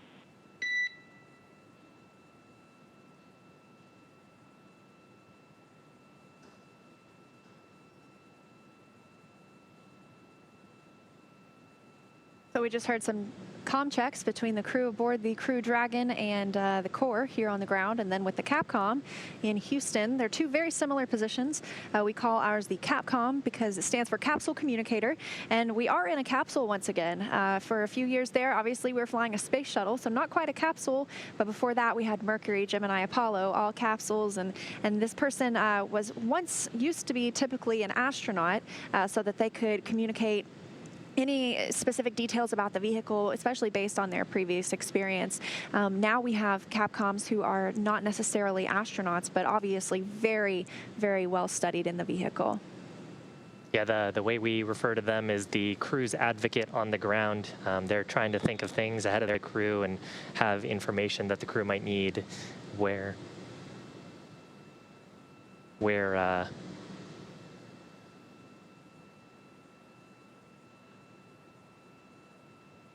but they tend to act as the advocate for the crew on the ground, letting them know where equipment might be stored in the vehicle, letting them know of upcoming steps. If there's any troubleshooting that the crew need to do or information that the crew need, they interact with the crew. Typically also train very closely with the crew in simulations and also during their training periods to get them familiar with all of the procedures that they need to operate in the spacecraft.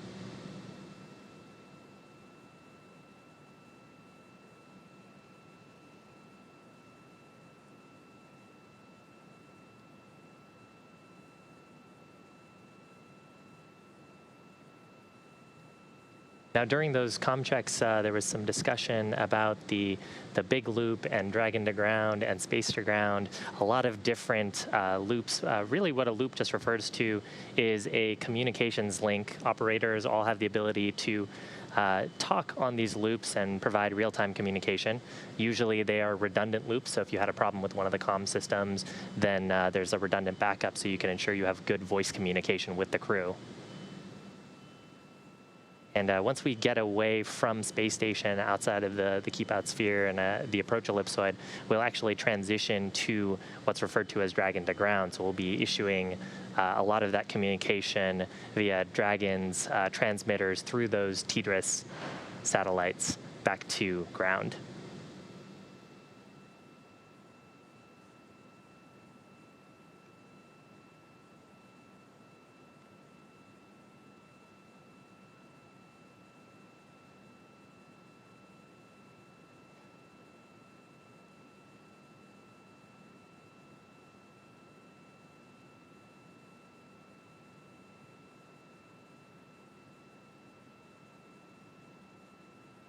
So as we mentioned earlier, 63 days aboard the International Space Station for these two spacefarers. Was not their first flight. They'd both had 2 previous shuttle missions, and they both have families that are very excited to see them once they get home. I know some folks here around at SpaceX refer to them as the space dads. Both have young boys, and I know that they have to be excited to get back to their families soon. And the space dads actually brought a cool 0G indicator up with them. An apatosaurus, a kind of sparkly apatosaurus, who was sitting in the seat next to them for the ride up. And as I understand, their sons actually voted that that was going to be the 0G indicator between the 2 of them. They're also bringing something really interesting and with a lot of history to it back to the ground. There was an American flag aboard the International Space Station that flew on the first space shuttle mission and the final space shuttle mission, and it was left aboard the space station. That way it could be retrieved by the next crew who launched from America, and so they are also bringing home that piece of history as well. Yeah, so I was looking up some facts earlier. The first space shuttle mission in April 1981. So that flag has been to space quite a while, and it's been on station now for about 9 years, which is a pretty long time to be in space. Yeah, it's probably traveled more miles than any human ever, or any astronaut ever, for sure.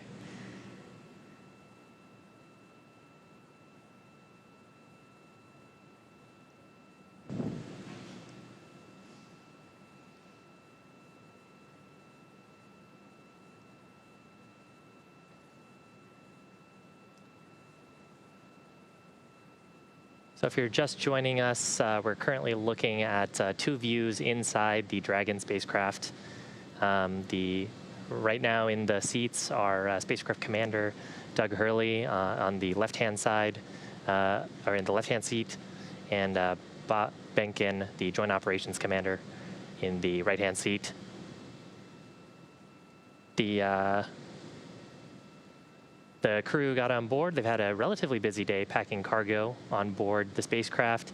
They closed the forward hatch and the APAS hatch on the pressurized mating adapter on the International Space Station side. And they're currently in the middle of a vestibule leak check. So the vestibule, the space in between the 2 spacecraft, the 2 spacecraft being the International Space Station and Dragon. So we've brought that down to about 5 psi at this point, and verifying that there's no leakage from either side. The International Space Station is also in the current proper configuration for that departure. They do something called feathering the solar arrays, and so what they do is they turn and lock them at an angle. That way, when Dragon leaves the space station, obviously it's going to use its thrusters, and those thrusters have exhaust that are emitted, and we don't want those to contaminate any of the solar cells on the arrays because that makes them less functional. They can't perform as well if they're coated in exhaust, and so those exhaust plumes avoid the solar arrays because they are feathered, and we also just don't want to put extra stress on the solar arrays. So it sounds like the International Space Station and is set up well for the upcoming departure of Crew Dragon. And as kind of a preview of what's happening on the ground side, so operators and mission control in Houston, and of course operators here, mission control on Hawthorne, looking at the health of the vehicle systems.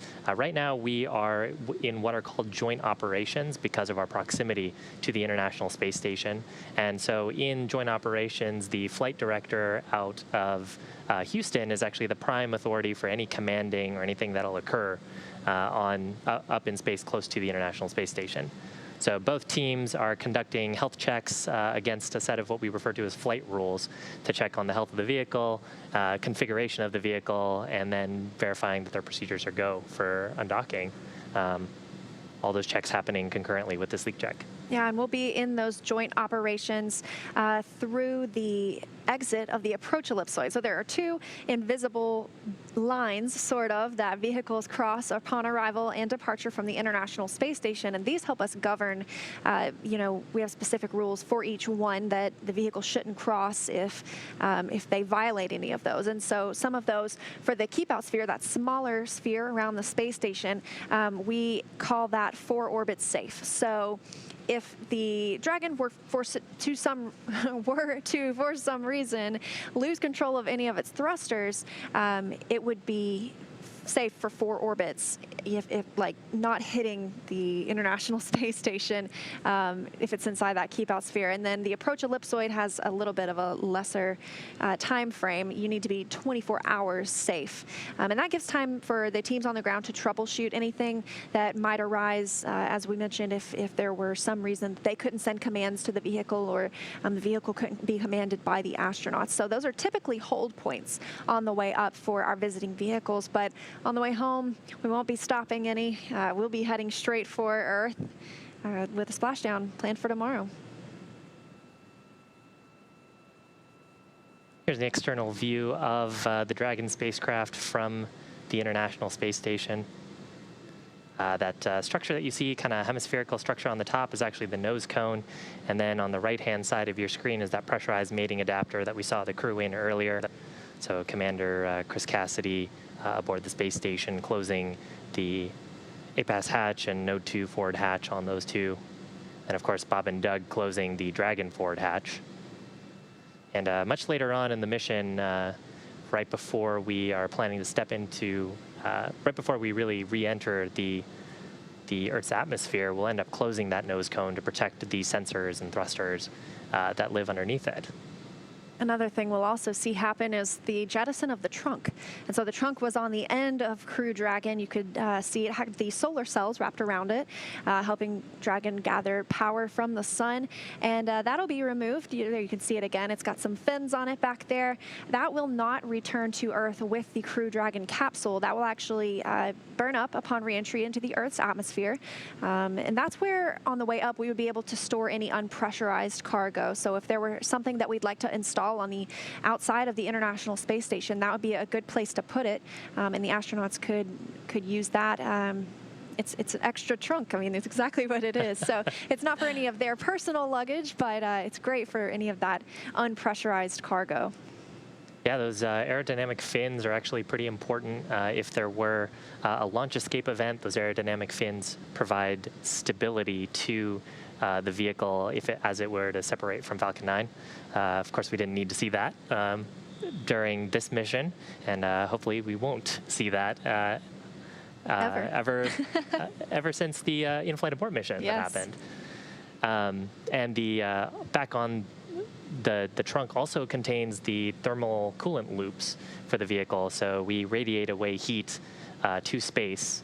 Of course, on planet Earth, you can sort of just push a breeze by you to get some nice cooling, but in space, you have to radiate away all that heat because it's a vacuum around you, so you can't take advantage of convective heat transfer away from the spacecraft.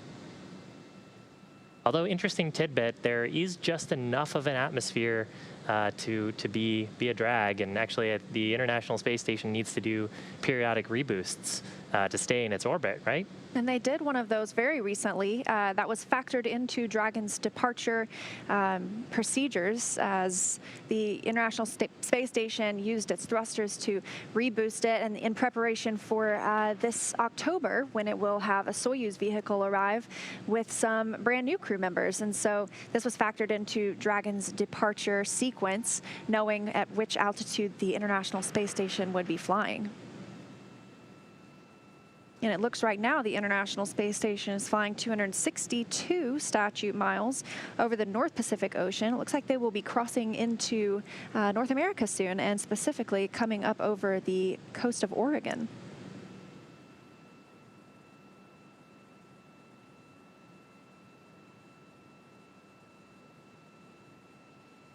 A kind of a preview of what's coming up next.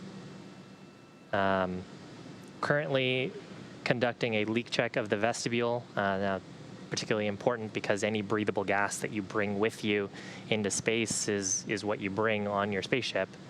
So the International Space Station with the supply of breathable gases, and of course Dragon with tanks aboard that contain nitrogen and oxygen, and the life support system providing periodic injections of oxygen to keep the cabin at about 20 to 25% oxygen, which is about what we would have actually here on Earth. So doing a leak check, making sure that we're not losing any of that precious breathable gas through the forward hatch seal, which has been open really this entire time while we've been on space station. We've seen a few milestones happen so far today. Of course, we've got a lot to look forward to, but we saw the Dragon hatch close earlier after Bob and Doug were safely inside. Shortly thereafter, Chris Cassidy closed the space station side. That's the A-Pass hatch, and then eventually the Node 2 hatch. That allowed us to step into this vestibule depressurization period, bringing that space in between those hatches down to as close to a vacuum as we can possibly bring it before departure later. So yes, now conducting those leak checks, and then we will be looking for a go, no-go for undock coming up at 4:20 Pacific. So during that go, no-go for undocking, ground operators will be looking at the health of the vehicle systems, verifying that everything seems pressure and leak tight, verifying the configurations of both the Dragon spacecraft and the International Space Station. And then we'll actually expect to hear a call up to the crew, see if they're ready to come on home.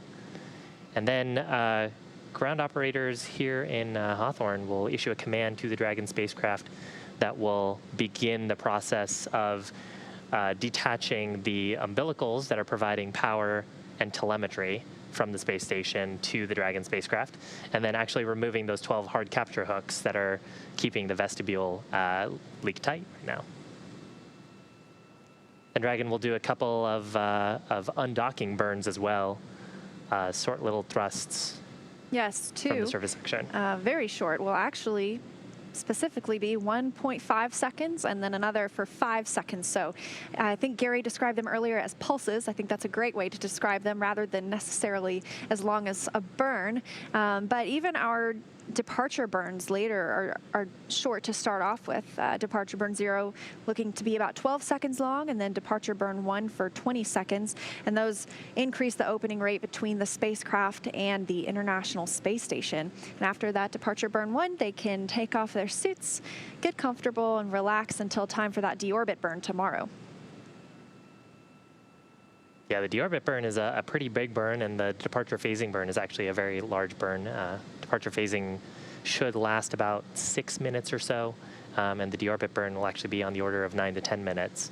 Definitely the largest thrusts of at least the return portion of the mission. And for the phasing burn, that's really to line us up with our potential landing site over Pensacola in the Gulf of Mexico. And the deorbit burn will reduce our perigee, or the lowest point of Dragon's orbit, so that we end up getting caught by the Earth's atmosphere. Dragon will actually then get a chance to use its heat shield and slow down against the Earth's atmosphere. And then once we get to the right sort of pressure characteristics and altitude characteristics as sensed by the vehicle, then we'll have the drogue chutes deploy, slow us down even further before finally seeing those 4 main chutes deploy. That'll bring Dragon down to a nice gentle landing in the ocean. And I learned something really interesting about parachutes. So whenever you see those drogue chutes deploy, they don't automatically inflate right away. That's because they're doing something called reefing, and that keeps the air from flowing into the parachute too quickly and shocking the parachute system on Crew Dragon. So they expand very slowly and begin to slow the vehicle down rather than all at once and giving a jolt to the spacecraft. Yeah, and actually even with the drogue chutes and the main chutes opening slowly, Bob and Doug will still experience somewhere between 4 and 5 Gs of acceleration. So, 1 G is what we experience sort of just standing here. If you can imagine yourself being 4 times or 5 times as heavy just for that brief period of time, that's about how much force they'll experience. Of course, both of them test pilots. Test pilots usually train up to, depending on if you're in the Navy or the Air Force, 7 to 9 Gs. So nothing that they're probably unfamiliar with. So you've got this really good close-up view of Crew Dragon attached to the International Space Station. That's the Node 2 forward hatch. You can see the nose cone is open. That will be closed later after the departure burn and prior to re-entry, but that is how the astronauts ingressed or entered the International Space Station when they arrived 63 days ago, and how they exited the space station when they prepare to depart today. So this is a great view, and that's where we will begin to see some movement once that undocking command is sent later this afternoon.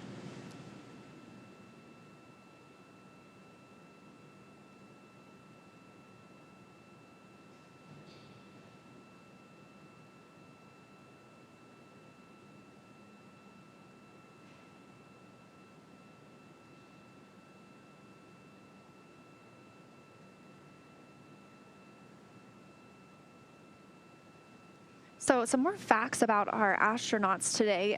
We mentioned that they have had 2 previous flights on the space shuttle, and this is their first flight not on a space shuttle, and so they both just logged 63 days aboard the space station. It'll be 64 by the time they return home. So Doug Hurley will have a total of 93 days in space over his 3 space flights, 2 on the shuttles, including that last shuttle mission.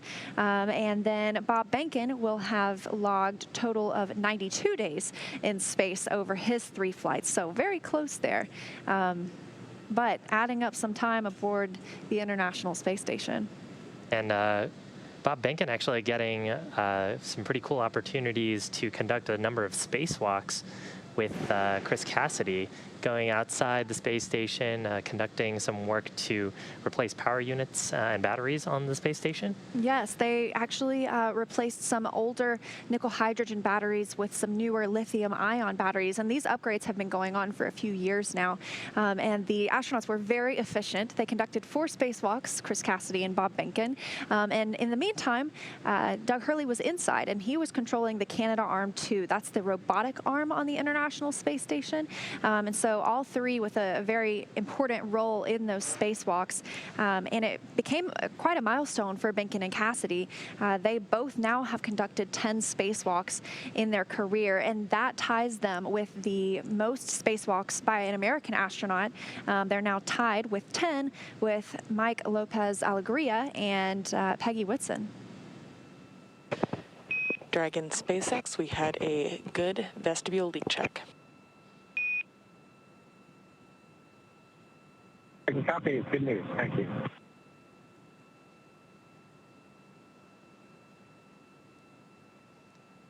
There's confirmation from the core of successful leak check on the vestibule. That means 1 more milestone down and getting ready for undock. Yeah, and that wraps up the completion of those leak checks, as you mentioned, in that small space between Crew Dragon and the space station, the vestibule. It was brought down from a pressure of, it looked like 14.1 pounds per square inch, and then to 5. So they had that hold period and then conducted leak checks. But that 14.1 was the same as the rest of the station. Now they are offset quite a bit, and so they're going to bring that all the way down to vacuum, since that's what they will be exposed to, the hatches, I mean, once Crew Dragon Endeavour begins its journey home. Yeah, and actually, if we didn't bring that space down to vacuum, then it would almost act like a thruster. There'd be a little bit of pressure left up in there, and so as the seals came, or as the seals were sort of opened up and we removed those hard capture hooks, we'd see a little propulsive thrust. And of course, being this close to station, we want every maneuver to be very carefully choreographed. So trying to make sure there's as little energy imparted by that little bit of pressure in the mating adapter.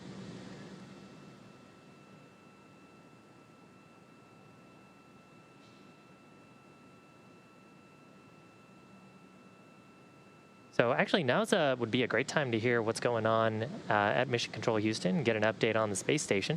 Gary, can you let us know how it's going?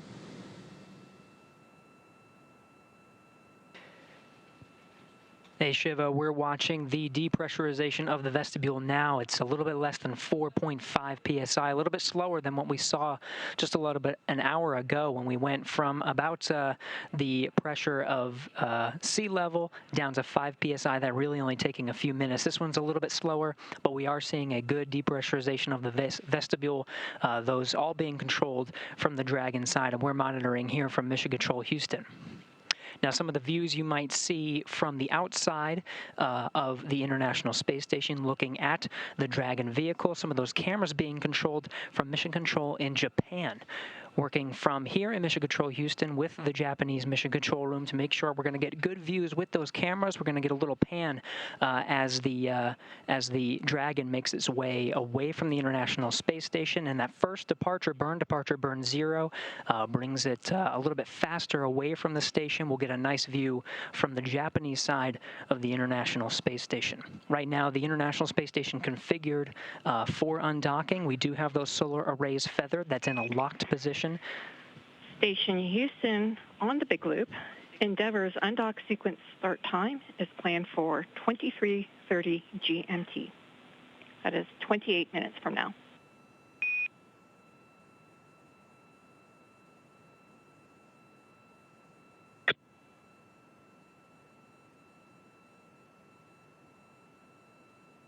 You heard that from Capcom here in Mission Control Houston. That is Leslie Ringo here in Mission Control Houston. That start time is 4:30 p.m. Pacific, 6:30 p.m. Central. That is the on-time start time for the undocking sequence. Once that kicks off, that'll be the initiation of the umbilical retraction, followed by 12 hooks that are keeping Dragon in place attached to the International Space Station. Those will drive and be released 6 at a time. They're in 2 gangs. And then, of course, there's 2 undocking burns, more like pulses, just short little burps, that are going to physically separate Dragon from the International Space Station vehicle. You can hear right now everything going according to plan. We're right on the timeline. That physical separation, as long as we're on the timeline, should happen at 4:34 and 58 seconds p.m. Pacific time. Everything going well. We'll continue to monitor the depressurization of the Vestibule from here in Mission Control Houston. Until then, we'll send it back over to you in Hawthorne.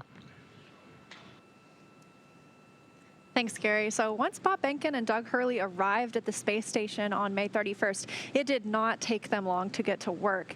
During the time on board the orbiting laboratory, as we mentioned, Bob Behnken ventured outside the hatch 4 times for spacewalks to upgrade those batteries, and Doug Hurley used the Canadarm2 to command the station's robotic arm from the inside of the station. But when they weren't focusing on the outside of the station, they continued science and research inside the orbiting laboratory. Of course, as we mentioned, they also exercised the mandatory 2 hours each day.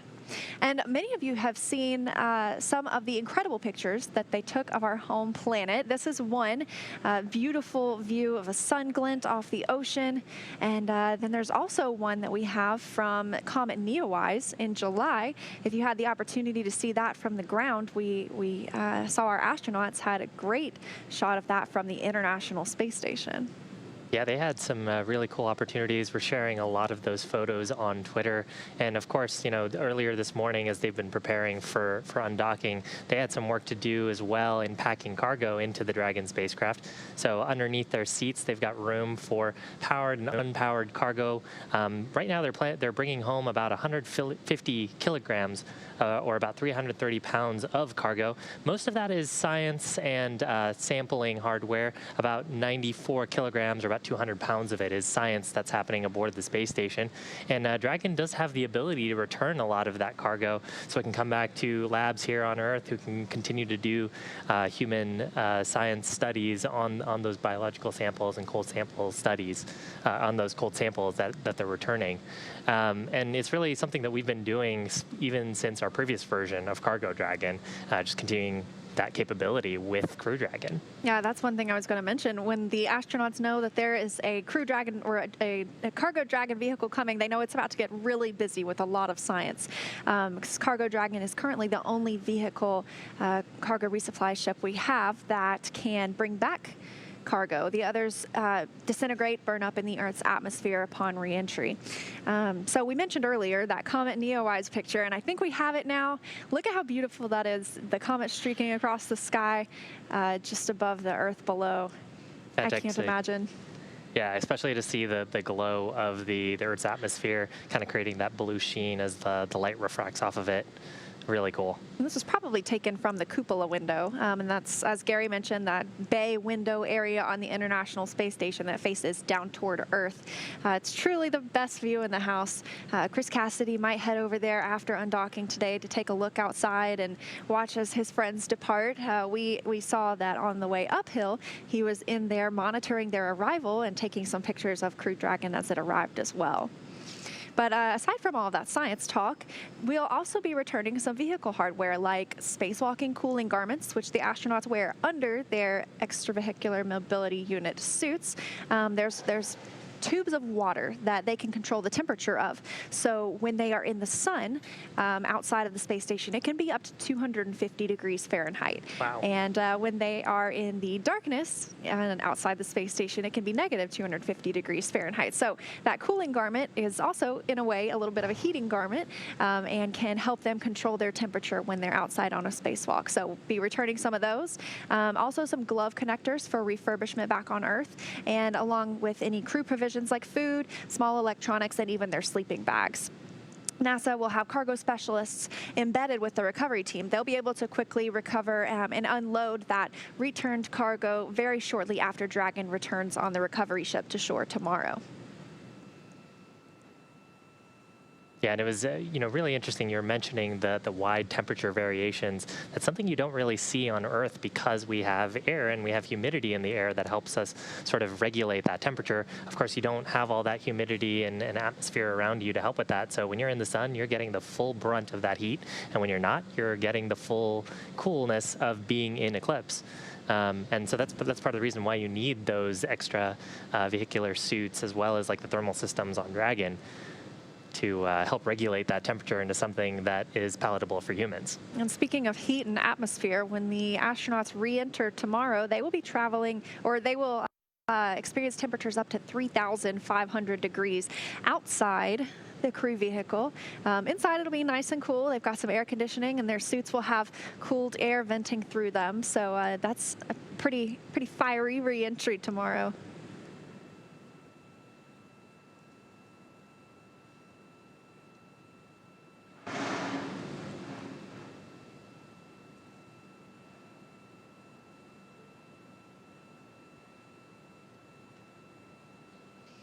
Another view on your screen of the Dragon spacecraft, and now looking at a camera that's positioned just behind Bob and Doug.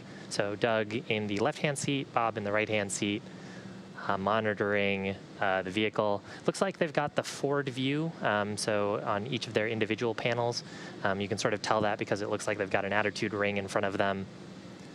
And then they've got a view in the middle that has their procedures and cue cards up for what they can expect next.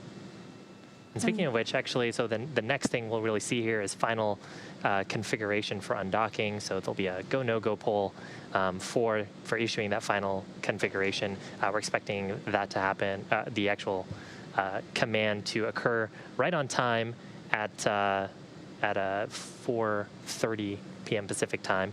And then shortly after that, we'll have a couple of those undocking bursts that will just separate any sort of friction, any sort of forces that may have statically built up while Dragon's been hanging out on station. And separation is planned for 4:34 p.m. Pacific time, 4:34 and 58 seconds, actually. Yes, so from the time that command is sent from the ground to start undocking, as you mentioned, those hooks have to be retracted, those 12 hooks, 2 sets of 6. The umbilical that has been providing power to Dragon from the International Space Station will detach, and they will use those 2 short bursts to begin their journey home.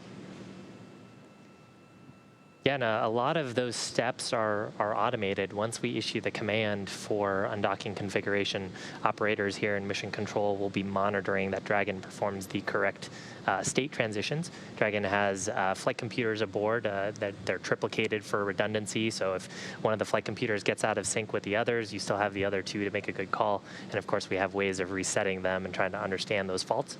That's part of the job of the mission controllers, to make sure they understand the health and status of the vehicle.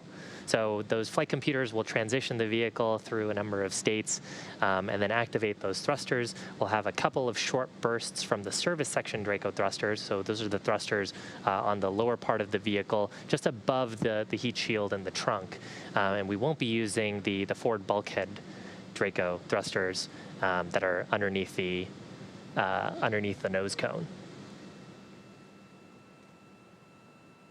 We'll see those two bursts that'll help take Dragon up and above, away from the International Station into a slightly higher orbit, letting Space Station move ahead.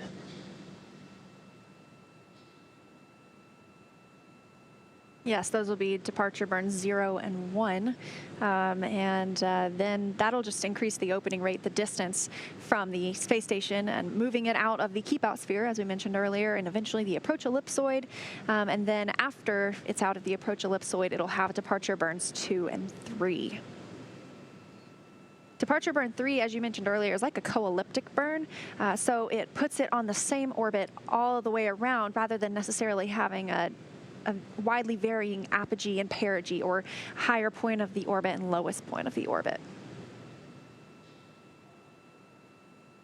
Yeah, and we were talking a little bit about the keep-out sphere and the approach ellipsoid. So those are imaginary spheres. The keep-out sphere being a 200-meter radius, I believe, sphere around the International Space Station. So that represents a space where any spacecraft that are in those operations need very choreographed maneuvers with the flight director before they issue any commands or perform any thrusts. Station and Dragon crew on the big loop. I want to let you know that at this time we are removing ISS power to Endeavour.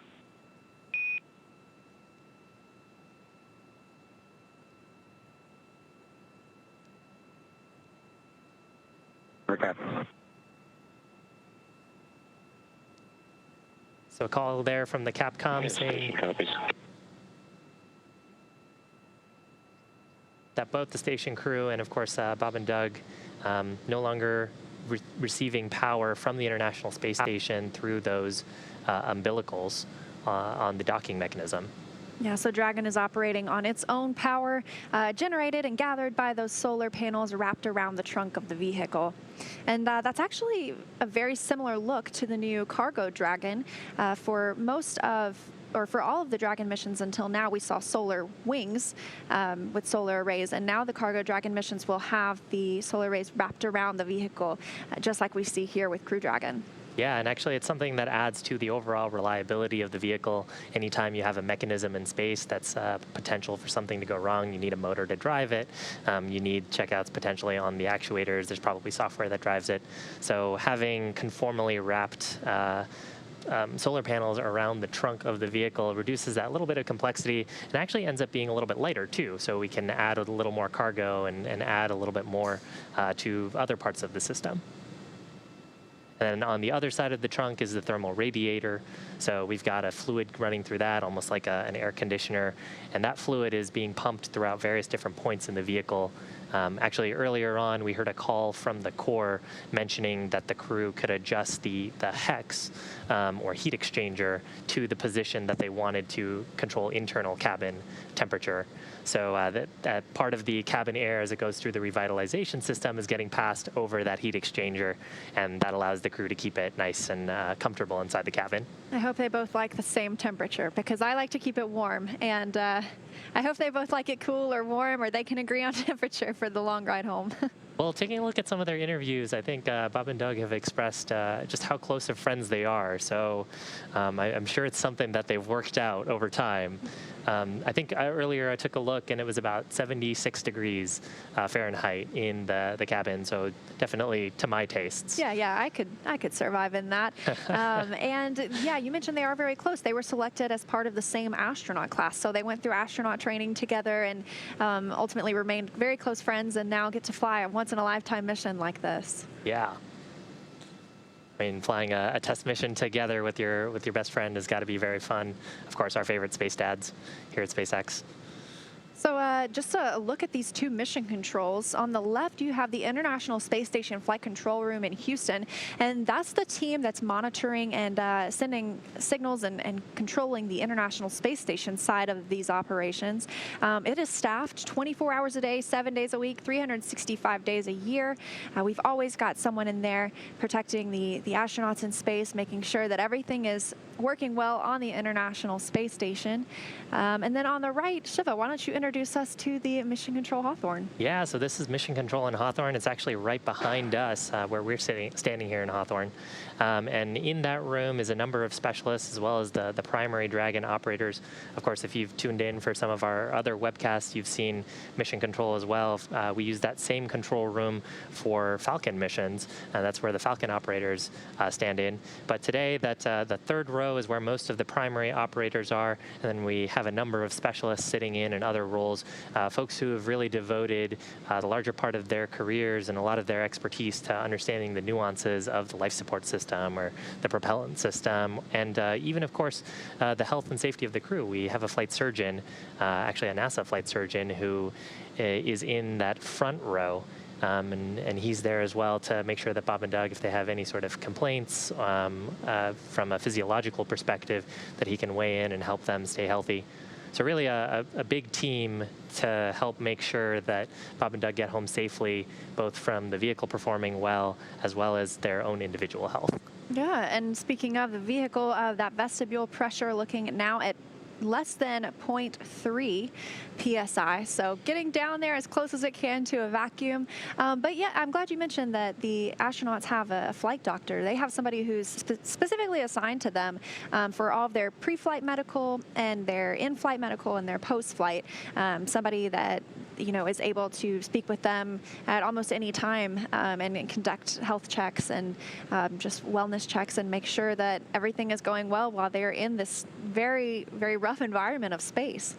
Yeah, I mean, among the cargo that they have aboard is emergency medical kits and actually medical sort of medicine and like trauma kits that they would use if there were a significant medical emergency. And so the flight surgeon can help them as they're working through first aid and give them specific instructions, since if they need to do anything in an emergency scenario, it's those two taking care of each other. And of course, when the hatch was open, the entire International Space Station crew of this expedition taking care of each other.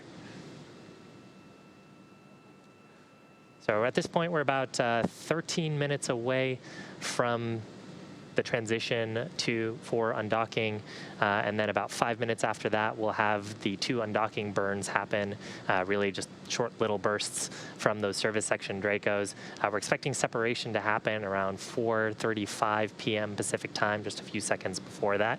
Heard a go, no-go poll earlier from the mission control teams that we were talking about earlier. So just like during its approach to the International Space Station, Dragon's departure and deorbit is designed to be fully autonomous, so it requires no action from the crew on board. Station Commander Chris Cassidy, he won't be the prime for monitoring Dragon's departure. That'll be done by the crew on Dragon. They'll be able to monitor with these screens you see here, and they'll be backed up by flight controllers on the ground. But as always, Bob and Doug will have the ability to send commands manually to the vehicle if they need to. And once the undocking sequence is complete, Dragon will then use its Draco engines. It'll thrust away from the station in a series of pretty carefully choreographed maneuvers or 4 departure burns to increase that distance between the 2 spacecraft. And then from there, it'll perform a phasing burn that will put it on the right trajectory to get back to Earth and the landing site. Next on its trip home is deorbit, entry and landing. And that covers all operations after the final departure remover. That includes trunk separation, closure of the nose cone, deorbit burn, undocking and deployment of the drogue and main parachutes, and finally, splashdown off the Florida coast, at which point our teams will recover Bob Behnken and Doug Hurley inside Crew Dragon from the water.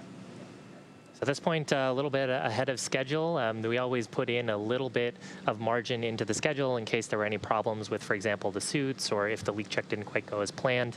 Right now, the planned time to perform the undocking commands to the spacecraft will be around 4:30 p.m. Pacific time, and we'll expect to see Dragon go through a number of state transitions as well as transitions of its life support system, and then shortly after we'll see those Dracos come to life very briefly, just to unstick ourselves from the space station and then thrust away from where it's called home for the past 63 days. Yeah, and as you mentioned, those will be the service section Draco thrusters. Those are what are used when the spacecraft is around the International Space Station.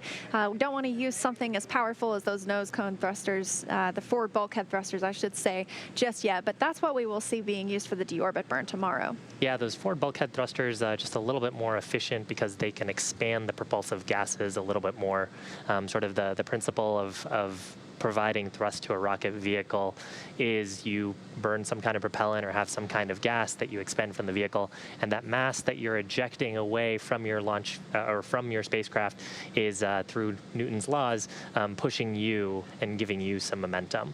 So those forward bulkhead Dracos, when we use the thrust out of those, the propulsive gases in there, we're able to more fully expand than we are on the service section Dracos. Gives us a little bit better performance, but of course they're pointed directly at the space station. So any of that propulsive gas that we're shooting out from Dragon would of course go directly then to the space station, which is not ideal. I just heard the call that Mission Control Houston is go Dragon for undocking. SpaceX on the big loop. The final reconfigurations for undock are complete and nominal. The ground is go for undocking at the undocking sequence start time of 23:30 GMT. Please confirm your visors are down and that you are ready for undock and departure.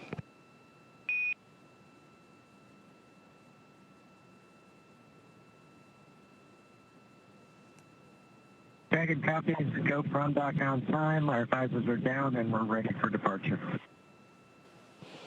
We copy all.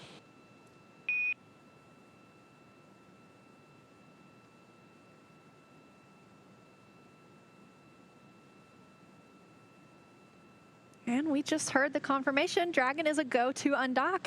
So now we are waiting for the undocking sequence to actually begin, and they are targeting that for 4:30 p.m. Pacific time, so it looks like 8 minutes from now. And once that begins, it'll take less than 5 minutes for Dragon to separate from the International Space Station, which has called home for 2 months now. Now, the first step in the undocking sequence, which is, again, automatic, is for the umbilicals that are providing power, telemetry, and commanding capability between the space station and Dragon for those to retract. Once those retract, we'll actually have Dragon perform an unlatch from the space station, releasing 12 hard capture hooks that are around the vestibule. Those hard capture hooks are what are providing that airtight seal around the vestibule, and they'll actually come in 2 separate phases. So we'll hear a call for 6 of those, and then we'll hear a call for all of those being detached. And then finally, after that entire process, which takes about 4.5 minutes, then Dragon will be ready to actually depart and push itself away and separate using its Draco thrusters. Yeah, and so Dragon's initial departure from station is a little different from any of the other docked vehicles like the Soyuz, because that relies on springs to push them away from the docking port. In this case, Dragon will actually execute those 2 short thruster firings to undock. That uses a combination of those 12 Draco engines around the base of the capsule, with the first breaking any stiction between Dragon and the docking port, and the second slowly backing the spacecraft away. And so we're expecting the call for undocking sequence to begin in the next few minutes. And the crew aboard, they will be able to see those transitions. So what will be happening here is the flight computers on the vehicle will issue themselves into a state when that command is issued. And actually on the crew displays, on every display, they've got a prominent location that shows what the current states are. They're also able to follow along and see what the state of the vehicle is. So those are the displays that they've got pulled up on their screen right now. That middle display actually has the cards that describe what they can expect to see, along with some inline telemetry that they're getting from the vehicle directly, as well as their current positioning relative to the International Space Station. And then they've also got some views on the side that are each of them in their respective displays that are showing a forward view of the spacecraft as well as the status of those docking hooks.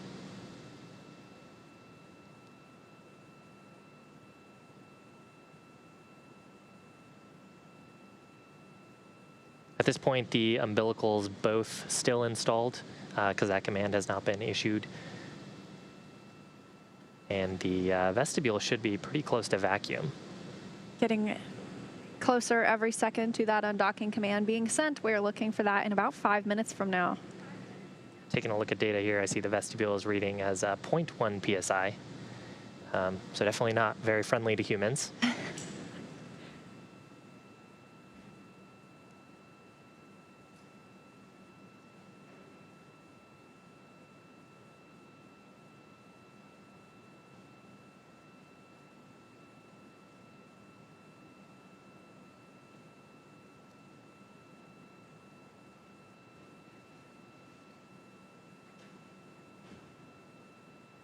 Everything moving smoothly throughout the day to bring us to this point with the crew ingressing Dragon, donning their suits, getting in their seats, closing the hatch, and then Chris Cassidy closing the A-pass hatch on the station side, along with that Node 2 forward hatch, bringing that space down to as close to a vacuum as possible, and that's where we're at right now. Conducted some leak checks to ensure the seals between those hatches were solid. Everything looking good for an on-time departure today. Pretty comfy in the cabin right now. You know, that vestibule is pretty near vacuum, but in the cabin, it's actually pretty close to what we would see at sea level, and still about 76 degrees in there. So pretty comfortable. Of course, Bob and Doug are only partially seeing that. Earlier, they closed down their visors, and so the suits that they're wearing protect them in the event of a depressurization event. They also protect them if there was a fire on board, as they're made of fire-resistant materials. And so as we're getting to this critical step of separating from the space station, if something were to go wrong here, those suits would provide that critical life support to them, pressurizing if the cabin pressure were to unexpectedly drop. It's actually part of the reason why we've spent so long in this vestibule depressurization. The operators, both on the space station side and the mission control Hawthorne side, scrutinizing the data for any indication of a leak through the forward hatch. Of course, that leak check performed earlier with no findings, showing that the vehicle is nominal and ready for undocking. And as once we mentioned, that undocking will take a few minutes before we actually see the separation occur. But once the command is sent, those 12 latches will be retracted. The umbilical will be disconnected. Dragon is already on internal power, however. It's not receiving any power from the International Space Station. But once that umbilical is retracted, those hooks are removed. Be looking for those 2 short bursts to send Dragon on its way, and then things will speed up with those departure burns afterward.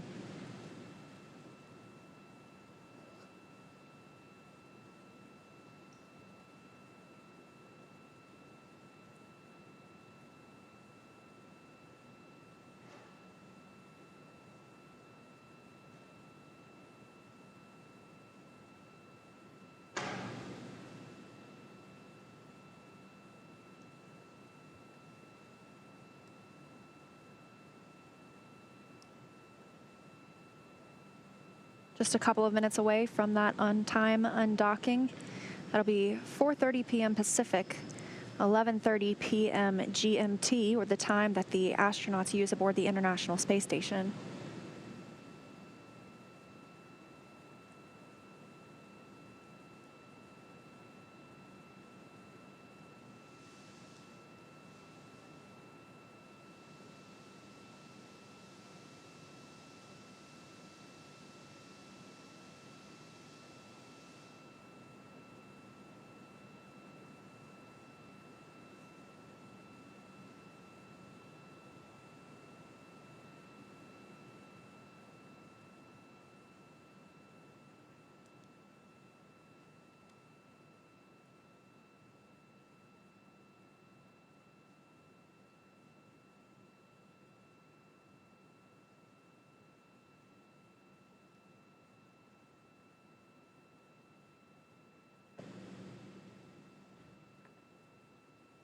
Looking for the undocking command to be sent in just about 30 seconds.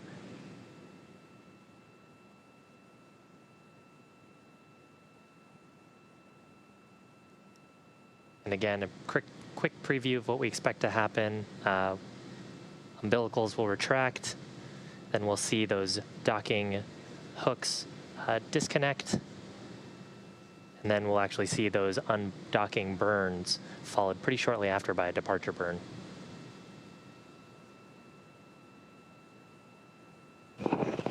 Dragon SpaceX, undock sequence commanded. Pepper copies.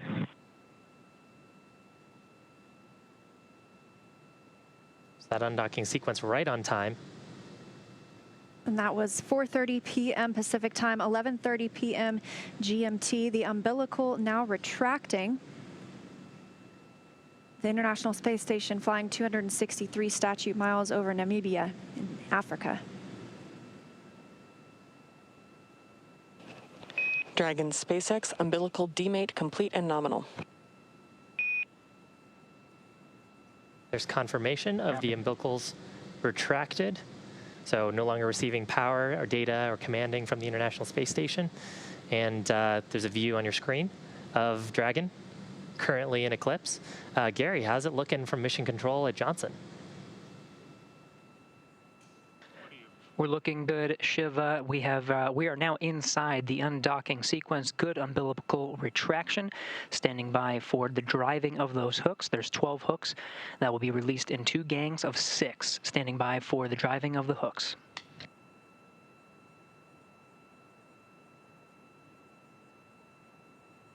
Here we have good motion on the primary set of hooks.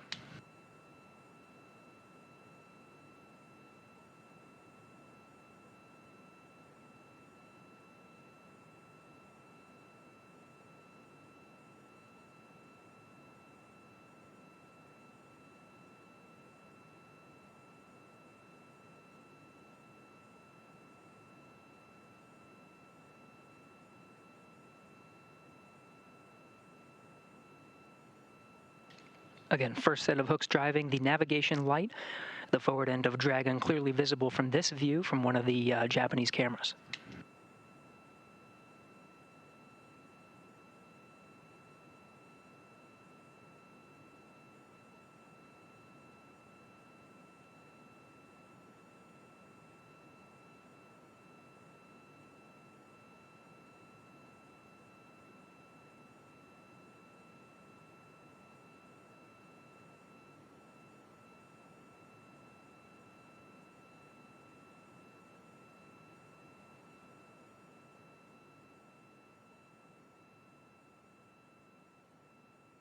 Again, we are inside of the undocking sequence now. Good umbilical retraction, and we're driving the first set of hooks. Dragon SpaceX, first set of hooks open and nominal.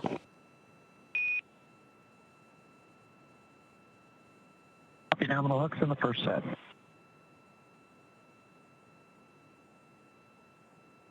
The first 6 hooks have completed their driving first set down. The second set is now driving. We're now committed to undock.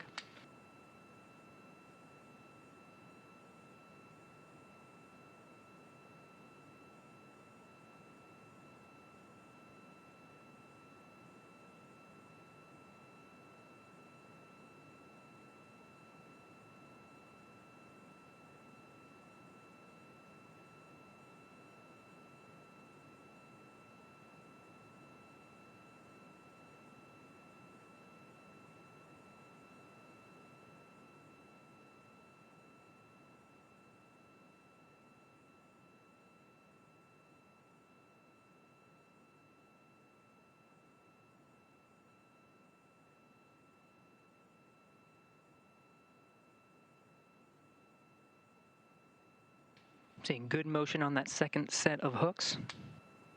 Continuing to drive. These will be the final set of hooks. There's 6 of them holding Dragon into place now. Afterwards, we'll conduct 2 undocking burns to physically separate Dragon.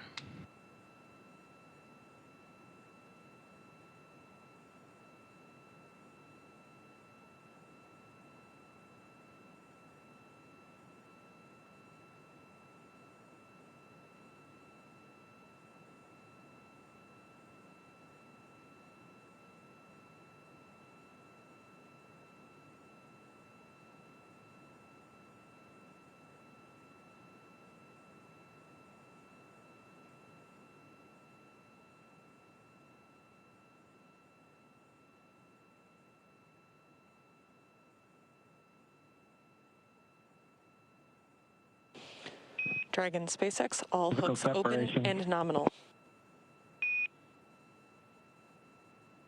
All hooks open.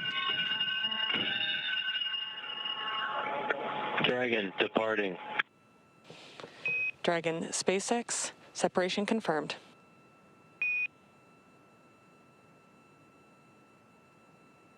Separation. Great burns. Physical separation, 4:35 p.m. Pacific.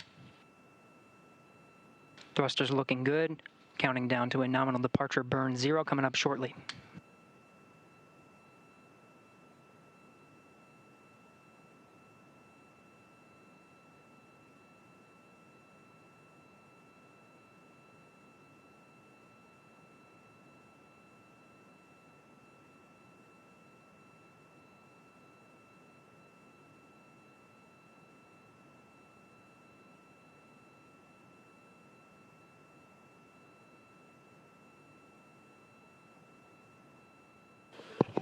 Dragon SpaceX, depart burn 0 complete. Copy complete. Our visors up.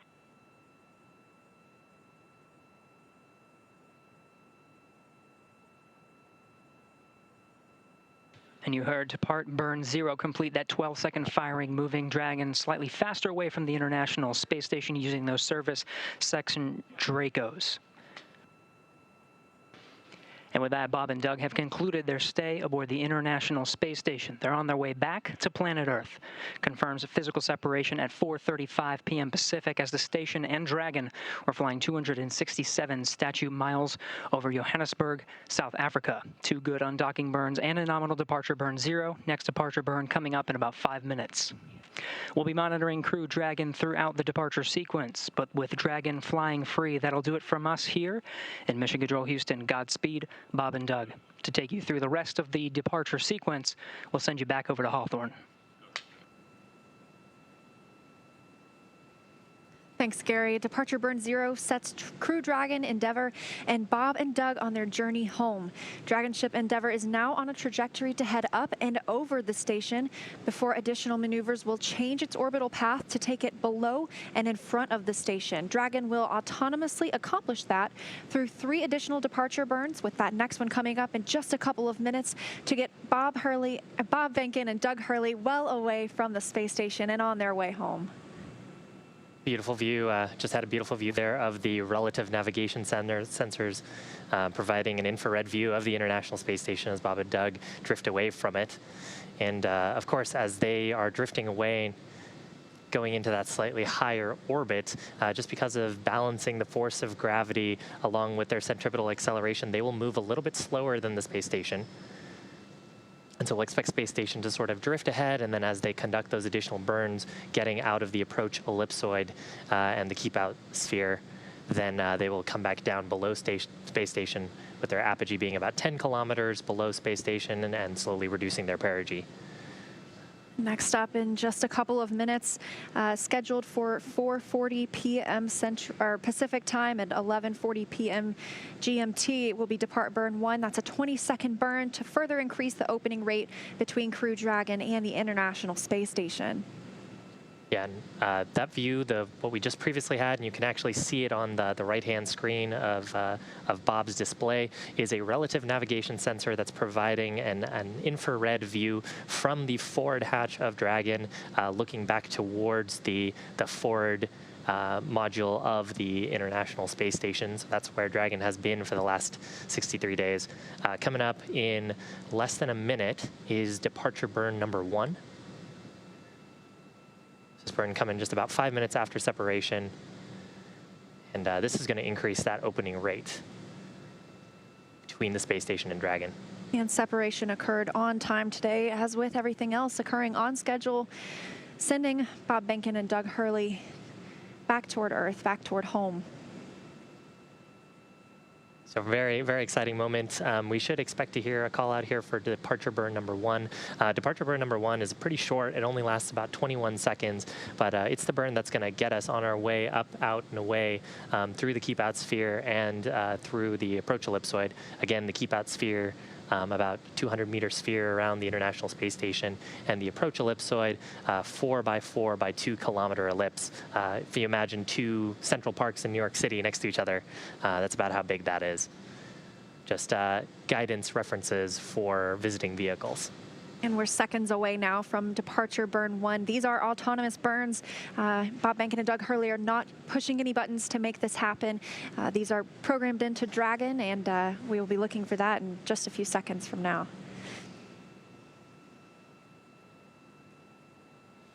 That's a view from the space station. Those 2 lights, the green light is the view that on the right-hand side of the Dragon vehicle.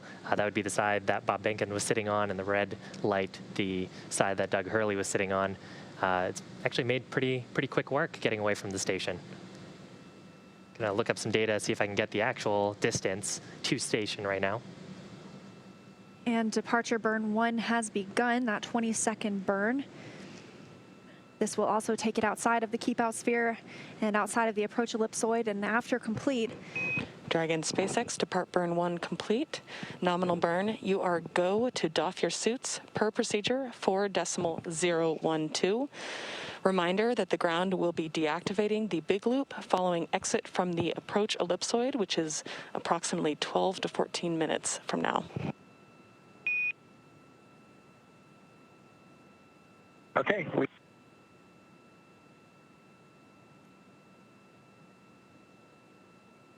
Station Endeavor on the big loop. Go ahead, Endeavor. Chris, we just can't thank you enough. It's been an honor and a privilege to be part of Expedition 63 with you, Anatoly, and Yvonne. It's been a great 2 months, and we appreciate all you've done as a crew to help us prove out Dragon on its maiden flight. I'd also like to thank Zeb and his team in Mission Control in Houston for the incredible amount of work they did to make the dock to ops successful for Dragon, and also the teams at SpaceX that keep us going towards the end of our mission that we look forward to splashdown tomorrow. I'd also like to wish you a great success on the rest of your expedition and a safe flight home in the fall. Take care, friend. Endeavor, Thank you, Chris. Thank you, Anatoly. Thank you, Yvonne. Thank you, Houston, and thank you, SpaceX. Endeavor Station, Bob and Doug, wholeheartedly agree with those sentiments. It's been a real pleasure. It's been an honor to serve with you. Safe travels and have a successful landing. Endeavor's a great ship. Godspeed. Endeavor copies all. Thanks, Chris.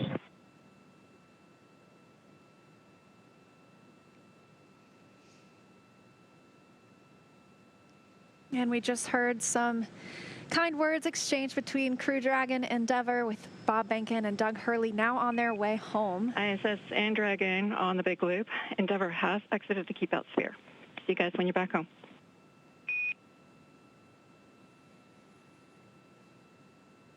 Endeavor copy. Behnken and Hurley leaving behind 3 people aboard the International Space Station that will return this October.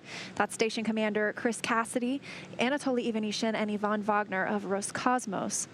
So you just heard they exited the keep-out sphere. That's an imaginary sphere, 200 meters in diameter, and that is around the space station. So it's one of the several safety zones set up to govern any visiting spacecraft either arriving or departing the station.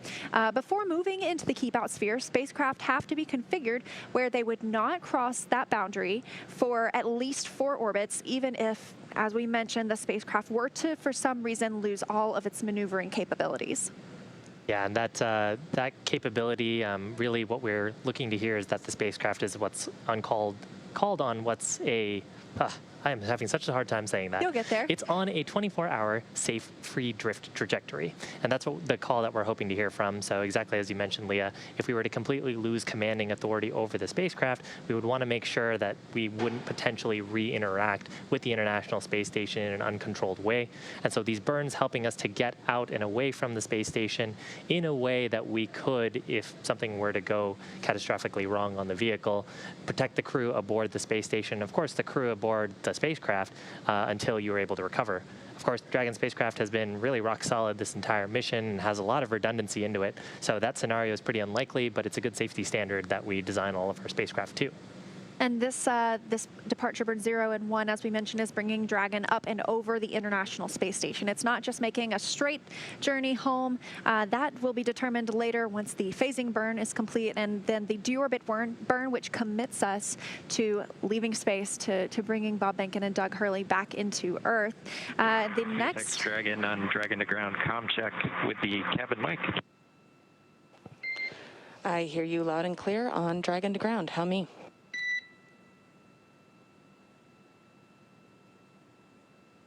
Loud and clear, Anna.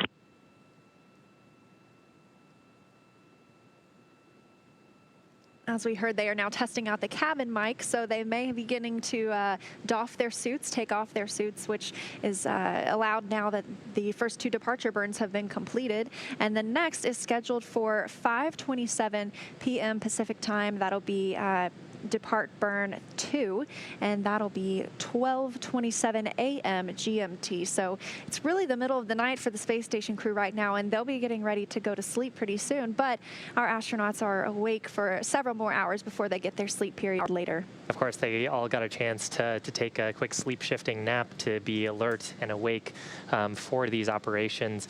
And you know, as you mentioned, the crew are in the middle of doffing or getting out of their suits. That was a pretty dynamic period of time around the station, a time where there could have been a potential depressurization, or if there were any problems with the thruster, we would want the crew suited. Of course, with that big burn out of the way and Dragon now on a confirmed trajectory away from the space station on its way out, close to exiting the approach ellipsoid, Bob and Doug can get out of those spacesuits and get into something a little bit more comfortable. And that test step of verifying the cabin mic, the spacesuits actually have 2 microphones in them just towards the near the jaw, actually in the base of the helmet. And so with Bob and Doug removing those spacesuits, they're testing their cabin mic just to make sure that they still have good communications with the crew operations responsible engineer here in Hawthorne. So we should expect a few more calls here as Dragon moves away from the approach ellipsoid. We heard a couple of calls from the Capcom as well about deactivating the big loop, so to speak, and transitioning to Dragon to ground. The big loop is a comm network that connects flight controllers and Mission Control Houston, the International Space Station crew, visiting vehicles, and of course, like our Mission Control team here in Hawthorne, all together on one comm loop so we can all communicate with one another if anything needs immediate attention. As we step out of integrated operations or joint operations with the International Space Station, we'll transition into mission control here in Hawthorne, having mission authority, and transition all of those calls to the Dragon to ground loop. Yeah, so life on space station is kind of back to normal now that Dragon has departed, and they are still monitoring the departure. The crew on board Crew Dragon is specifically, and I can imagine that the astronauts aboard the space station might be looking out and getting a final last view of Dragon before it returns to Earth, maybe in those bay windows, that cupola window we have on the International Space Station. Now, as we mentioned, Dragon is outside the keep-out sphere, and it is a little more than 500 meters away from the International Space Station. So we'll be looking for it to exit the approach ellipsoid coming up here in about 6 minutes. Yeah, right now, Dragon moving away just under 1 meter per second, or close to like 3 feet per second away from the space station. And as it really starts to get further and further away, that speed will pick up a little bit until we get into an orbit where eventually we will have our highest point of our orbit be about 10 kilometers below the space station. And coming up after that approach ellipsoid exit, we'll also have 3 more burns scheduled for today, so 2 more departure burns as well as a departure phasing burn. And then that should button up the major activities for today, and Bob and Doug will hopefully be able to get some rest before a pretty exciting day tomorrow. Yes, I can imagine they are very excited, and tomorrow they'll wake up and then several more milestones to look forward to, including, as we mentioned, that deorbit burn, that final commitment to bringing them home, because if there were a change in and potentially the weather over the next several hours, we would still be able to have Bob Behnken and Doug Hurley in Earth's orbit, and they have enough crew supplies on board that they could stay there until a couple of days. That way we would have an opportunity for the weather to clear or for us to find another splashdown site. But everything's looking good for us to come home to Pensacola tomorrow.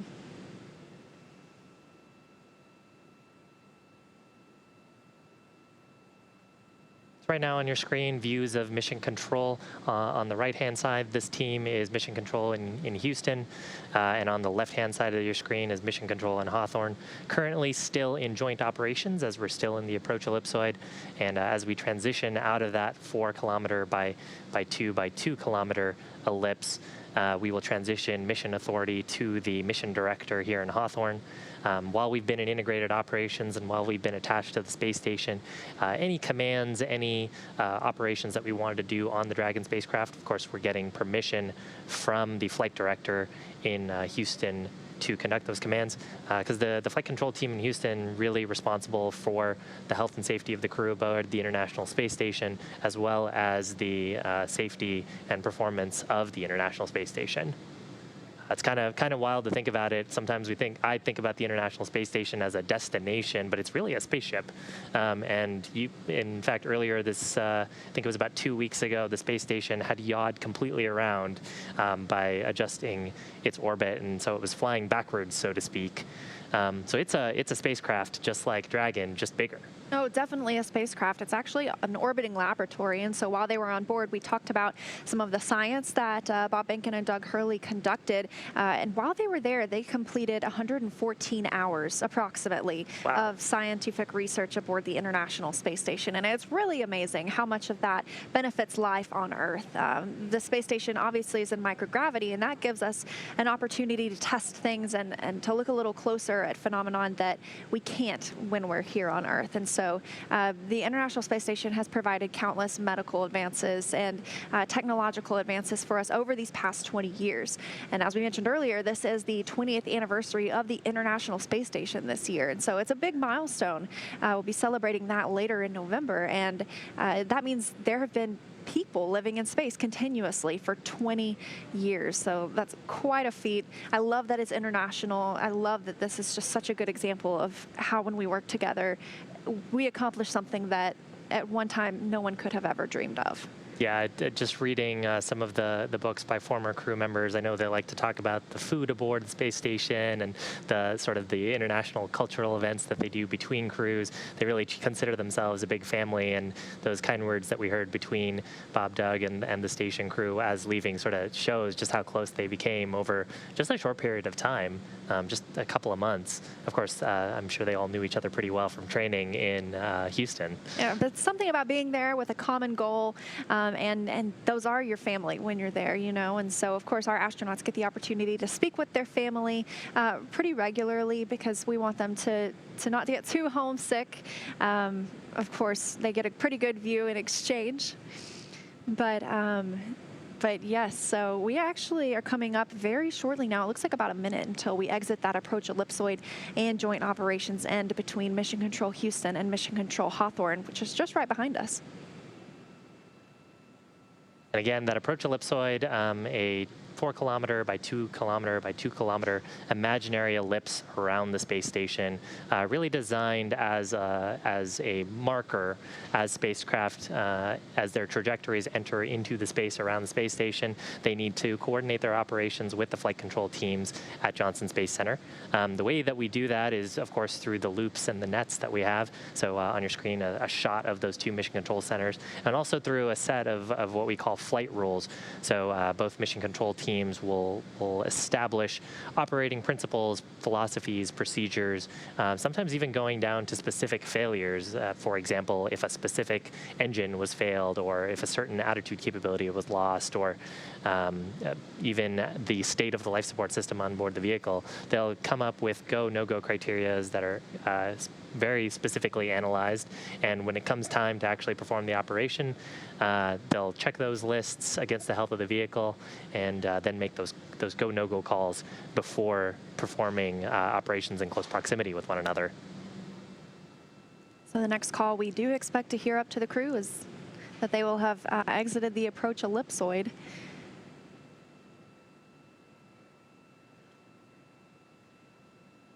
Everything occurring on time for Dragon.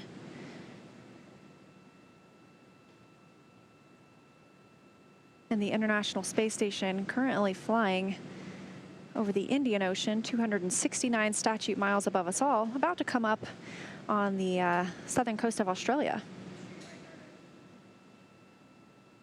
And really the next major event for Dragon will be around 5:27 Pacific time, or that'll be tomorrow morning at 12:27 UTC, and that will be the next departure burn. So a little bit of time before any significant milestones. And we are outside of the approach ellipsoid.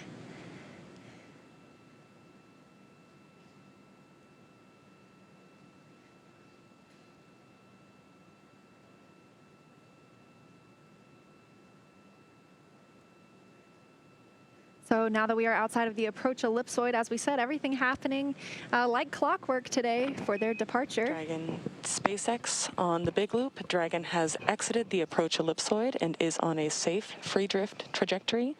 Houston will be taking down the big loop shortly, and expect ISS audio traffic to cease.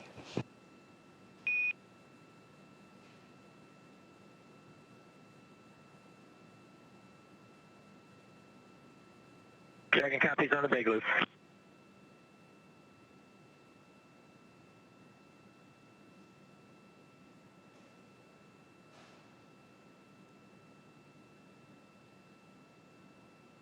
So with that exit of the approach ellipsoid, or the AE, that other imaginary three-dimensional ellipsoid measuring 4 kilometers by 2 kilometers, in the same family as the keep-out sphere, as we mentioned, that means that they are now 24 hours safe in a free drift trajectory. So if the spacecraft were to lose maneuvering capabilities, it wouldn't cross into the approach ellipsoid. We heard that call from the core here on the ground in Mission Control Hawthorne up to the crew aboard Crew Dragon Endeavour. The crew acknowledging that call. They typically do some comm checks on Dragon to ground when they transition out of the big loop. Of course, we heard those earlier while they were doing their suit doffing. Suit doffing, again, being where they remove their spacesuits, get out of them, and then they'll transition into something a little bit more comfortable, probably a polo and maybe just some pants. And really, they'll just be in a monitoring mode until the next major event, which is the depart burn number 2. That's scheduled for about 30 minutes from now. And that depart burn 2 will really increase the rate away from space station and start reducing both the apogee and perigee of Dragon's current orbit. And following that, there'll be an additional depart burn as well as the phasing burn. Coming up later on in today's broadcast, the phasing burn being actually a much larger burn than these 2 departure burns, on the order of 6 minutes. And so that departure burn 2 will be the longest one we've seen so far today, and that'll be a 43-second burn. It will send Dragon down and lower its perigee, the lowest point of its orbit, to beneath the station. It'll move down and out in front at perigee.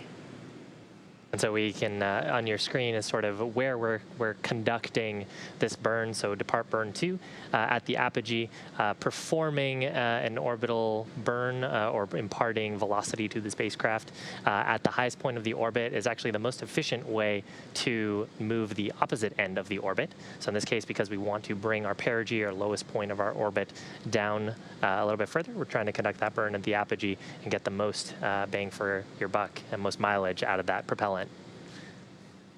After they'll have depart burn 3. That'll be a 41-second burn. So as we mentioned earlier, it's kind of like a co-elliptic burn, and it will keep Dragon always down below the International Space Station. Later tonight, we'll be looking for a phasing burn. That'll be the longest one we've seen so far at over 6 minutes. And it'll put Crew Dragon on the proper orbital path to line it up with the splashdown zone. And then eventually we will have our deorbit burn tomorrow. We'll see the nose cone close. We'll see the trunk jettison, and they will come on home looking for a splashdown tomorrow in the Gulf of Mexico, specifically at our Pensacola landing site. Yeah, the departure burn, taking a look at the data, expected around 10:48 Pacific time plus 7. Let's see, that would be around 5 o'clock in the morning or so. For GMT. GMT. And again, that's the last major burn plan for tonight. That'll happen right before Bob and Doug end up getting some shut-eye for the night. They'll get about 8 hours of sleep, and then tomorrow morning get a wake up from the core to get them started on preparation steps for the final burn of the mission, which will be that deorbit burn. And then hopefully a successful re-entry.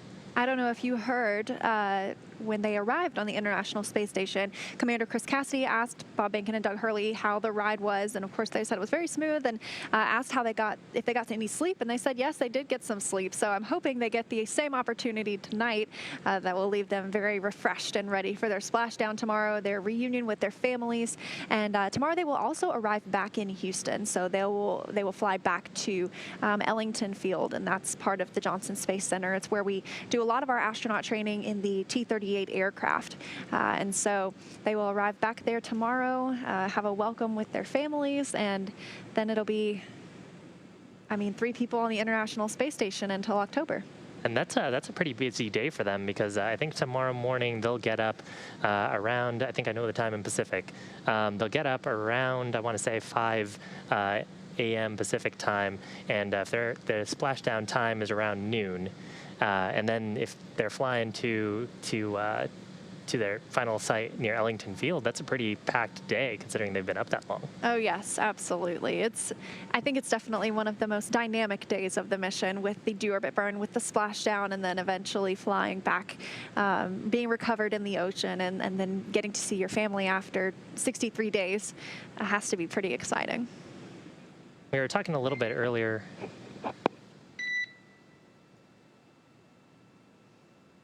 Looks like no call that time. One thing we are expecting here is the teams here in Mission Control will be conducting a go, no-go poll for the upcoming departure burn, just to ensure that the vehicle systems remain healthy. Before each of these burns, the core, the crew operations responsible engineer, will give a call up to the crew to let them know if the Mission Control team believes Dragon is healthy for the burn. And then after those burns as well, we expect a call from the core to provide a quick status update on performance of the system and whether the burn was nominal. Some of the things we're looking for there are, of course, performance of the engines, as well as the amount of impulse transmitted to the vehicle. The navigation officer, of course, paying close attention to the amount of momentum transferred to Dragon, as well as the current orbit as described by onboard navigation sensors. So all part of the responsibilities of the mission control team. That burn expected about 25 minutes from now at 5:27 p.m. Pacific time, or about 12:27 UTC. 12 a.m., so 12:27 a.m. UTC. So we don't have a signal from Dragon at this moment, so we're not getting those views that we had earlier, but we are taking your questions. So if you're watching and you are on social media, specifically Twitter, feel free to use the hashtag AskNASA, and we will try to answer your question here on air. This one comes from Amal, who asks how much time it will take for the Dragon spacecraft to reach Earth after undocking from the International Space Station. Well, Bob Behnken and Doug Hurley have begun that journey, and they are on their way, scheduled for splashdown tomorrow at 11:48 a.m. Pacific time, and that would be 6:48 GMT, or Greenwich Mean Time. Dragon SpaceX on Dragon to ground. Friendly heads up that your audio destination is on ISS, so if you are calling us, we will not hear you.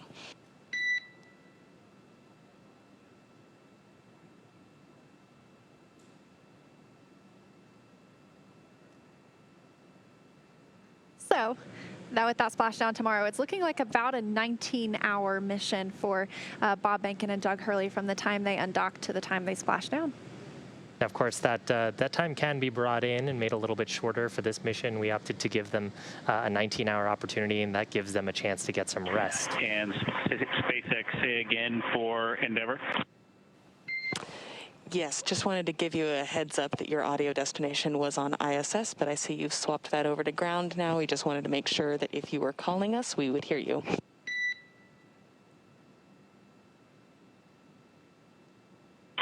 Okay, Anna, thank you. I appreciate the heads up. That fuzzy little dot is a view from the International Space Station looking at Dragon, currently on its way away from the International Space Station. Speaking of the International Space Station, another Ask NASA question, this one from Colin, who asks, how do you keep time on the ISS? Well, you've heard us working to convert that in our heads. The International Space Station uses GMT, or Greenwich Mean Time. It's kind of the in-the-middle space between Russia and Houston, and so since those are two of the major partners in International Space Station operations, we use that time aboard.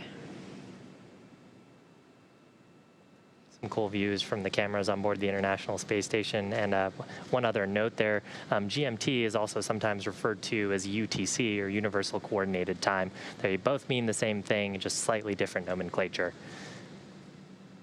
And you may hear some of those calls over the nets and from the core.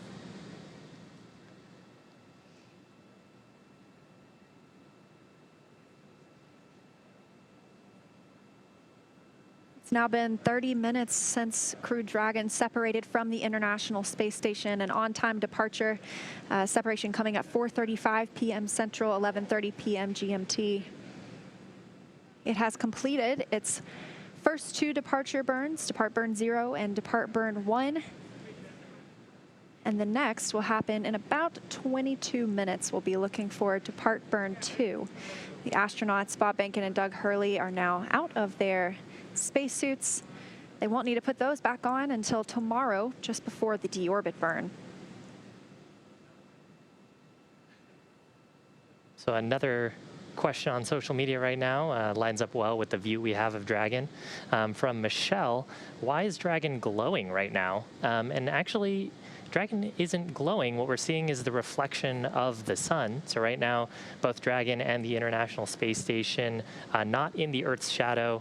And just from this view on the camera, compared to everything else being so dark in the background of space, Dragon is just coming out looking a little bit whitewashed just from the exposure. So not glowing, but just seeing the reflection of the sun as we sort of adjust the white balancing.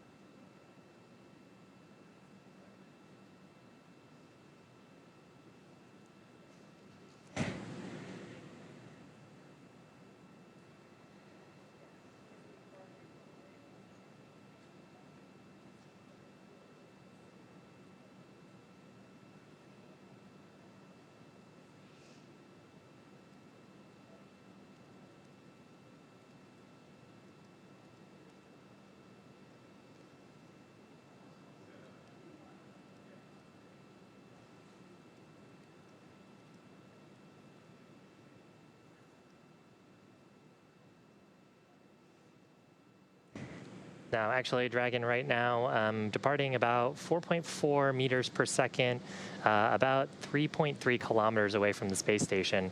So what we're seeing on the screen is a view from the International Space Station, and Dragon about a 5K away, or not a 5K, excuse me. That would be a 5K if it was in miles. About 3.3 kilometers away from the space station.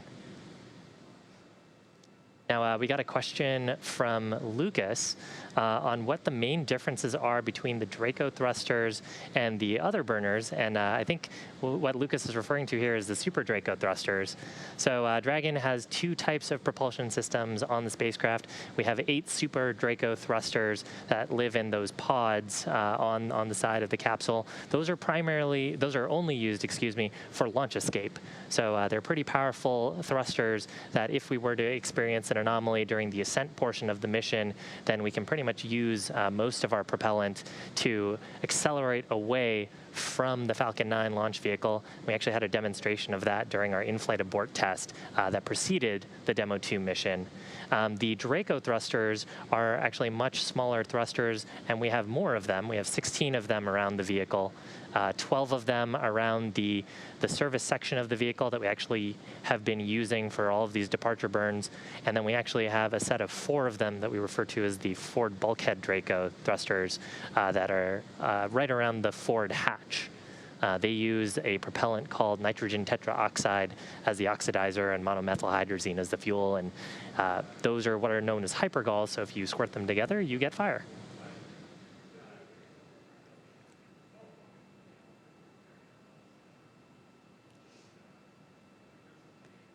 And we have another question from Kate, actually from her 4-year-old son, Fritz. Hello, Fritz. He would like to know if the astronauts on the space station can feel how fast they are flying on the space station or Dragon. And if not, why not? It's interesting if you think about it. The way I like to describe it is if you're sitting in a car, and let's say the car is going 60 miles an hour, you don't necessarily feel like you are going 60 miles an hour because you're essentially part of that vehicle as it moves. And so, of course, you would notice if it stopped, but as the astronauts are inside the International Space Station and it's constantly moving at 17,500 miles an hour, they do not feel that speed. And when they're outside the space station, they don't feel that speed either because there's no wind for them to feel as it moves around the Earth. Yeah, so really if they were to feel, that's part of the fun of microgravity. Gravity is still acting on anyone who is in orbit or not, but it's really a matter of you're in a state of free fall while also your spaceship is in a state of free fall. And so you would only feel acceleration if you pushed against something or if the spacecraft pushed against you. So during those burns, actually, Bob and Doug will probably feel a little bit of thrust since they're in their seats, but otherwise not too much. And we have a question here from Glenn about if the astronauts can get out of their seats during any part of their trip home. And that's partially true. So actually during this phase of the mission, the crew are actually free to roam about the cabin, if you will. But during earlier portions of the mission, we actually had them be seated. So during the earlier undocking burns, the crew were seated. Part of the reason for that is if there was a depressurization, we would actually need them to be seated so that their suits could act as safety devices for them. And then, of course, when we get to deorbit, that's a pretty dynamic time as well, where they will be seated. But as for this moment right now, they actually have the opportunity to be out of their seats, as you mentioned, roam about the cabin, and out of their suits as well. So they may have donned or put on some much more comfy clothes for this relaxing portion of the ride, all up until deorbit burn tomorrow.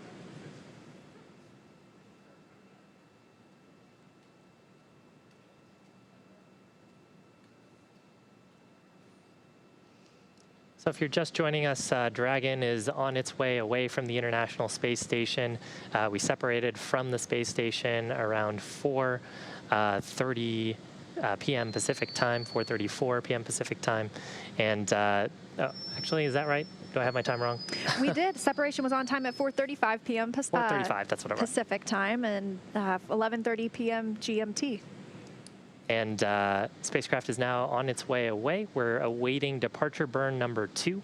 So we've conducted 2 undocking bursts from those Draco thrusters, as well as the first departure burn and first and second departure burn.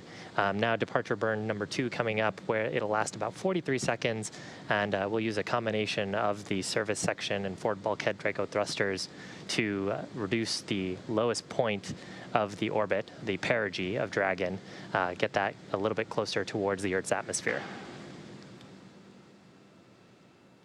Oh, we've got a question from Karen's 9-year-old who wants to know what the astronauts eat on the International Space Station. And they actually get a variety of choices. We have a food lab at the Johnson Space Center in Houston, Texas. And before the astronauts go on a mission, they have the opportunity to go and taste test some of their foods. And so there are a variety of types of food that are available aboard the station. A lot of it needs to be reheated with hot water. They can eat anything from at holidays, they have a lot of the same food we have down here, sweet potatoes and turkey and those kinds of good foods. They have candy like we have here on Earth, so they're not lacking on some of those sweet things. But one thing that they don't typically have are a lot of the fresh fruits and veggies that we get to enjoy. And so that's one of the things that can sometimes arrive on a Cargo Dragon spaceship, and the crew loves it when it happens, but it's hard to get that food up to them just because it has to be fresh when it is packed and when it's launched and by the time it arrives. And sometimes that can be several days.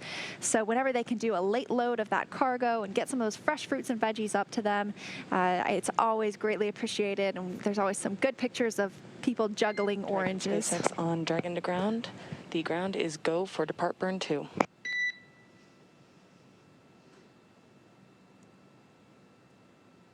SpaceX, we copy go for depart burn 2.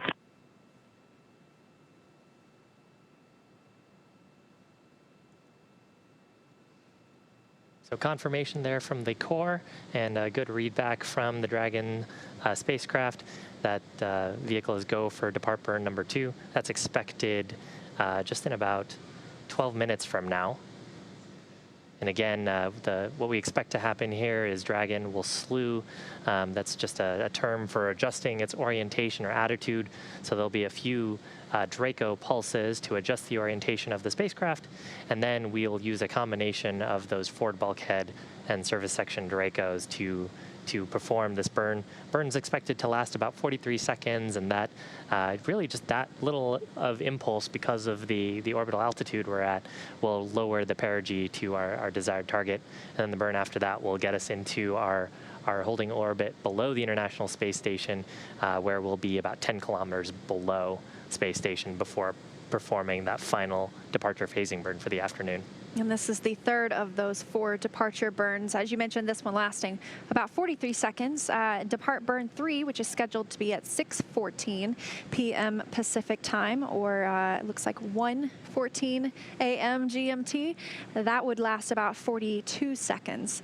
So that'll be the next burn until we have the phasing burn later this evening, and then it'll be time for Bob Behnken and Doug Hurley to get a little shut-eye. Before that, of course, they'll get a chance to have a meal aboard the space station, or a meal aboard Dragon. They've got plenty of food and water on board the spacecraft, of course, for the expected trip of this mission, which would have them landing tomorrow. And they really have like meal ready to eat on board the Dragon spacecraft. We actually have a question here from the Denver OG. How many Gs do they experience on a So Gs here referring to the gravitational force that they'll experience from the reentry forces. Took a look at the data earlier from the Demo 1 mission as well as some of our simulations, and we're expecting the crew to experience somewhere around 4 to 5 Gs during reentry. A lot of that will actually happen when the chutes deploy. Then on the way up, I believe they experienced on the order of 3 to 4 Gs during Falcon 9's ascent. So nothing too far out of family for the crew members.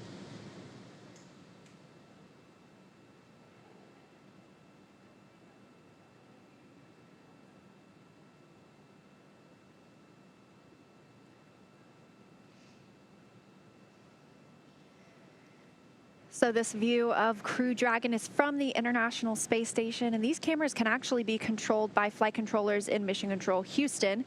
Joint operations with Mission Control Houston have ended now that Crew Dragon is outside of the approach ellipsoid. It is entirely under the supervision of Mission Control here in Hawthorne. However, Houston is still monitoring the status of the astronauts and the vehicle. But these cameras can be controlled by teams on the ground. They help us to find what we're looking for whenever the astronauts are on a spacewalk, or to get a better view of an arriving or departing spacecraft as we have today.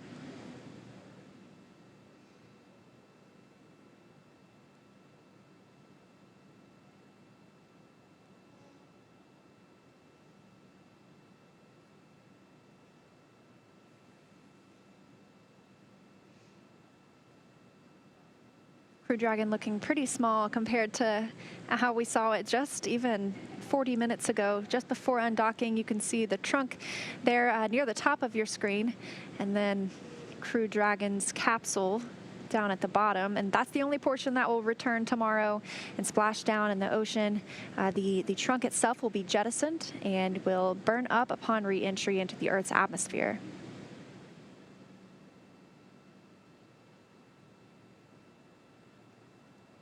So we got another question from David Hernandez about if the Dragon crew vehicle will be visible from Earth.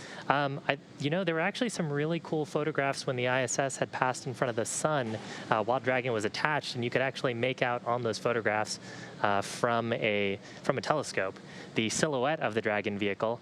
I think right now, if you had a telescope pointed at the right direction, you might be able to see it, sort of depending on whether the sun was behind the vehicle or not. But definitely not visible with the naked eye.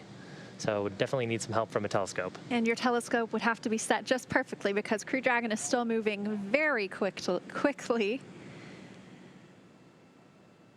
Right now it looks like Crew Dragon and the International Space Station are flying 261 statute miles over the North Pacific Ocean and moving at about 17,500 miles an hour. So don't want to miss it.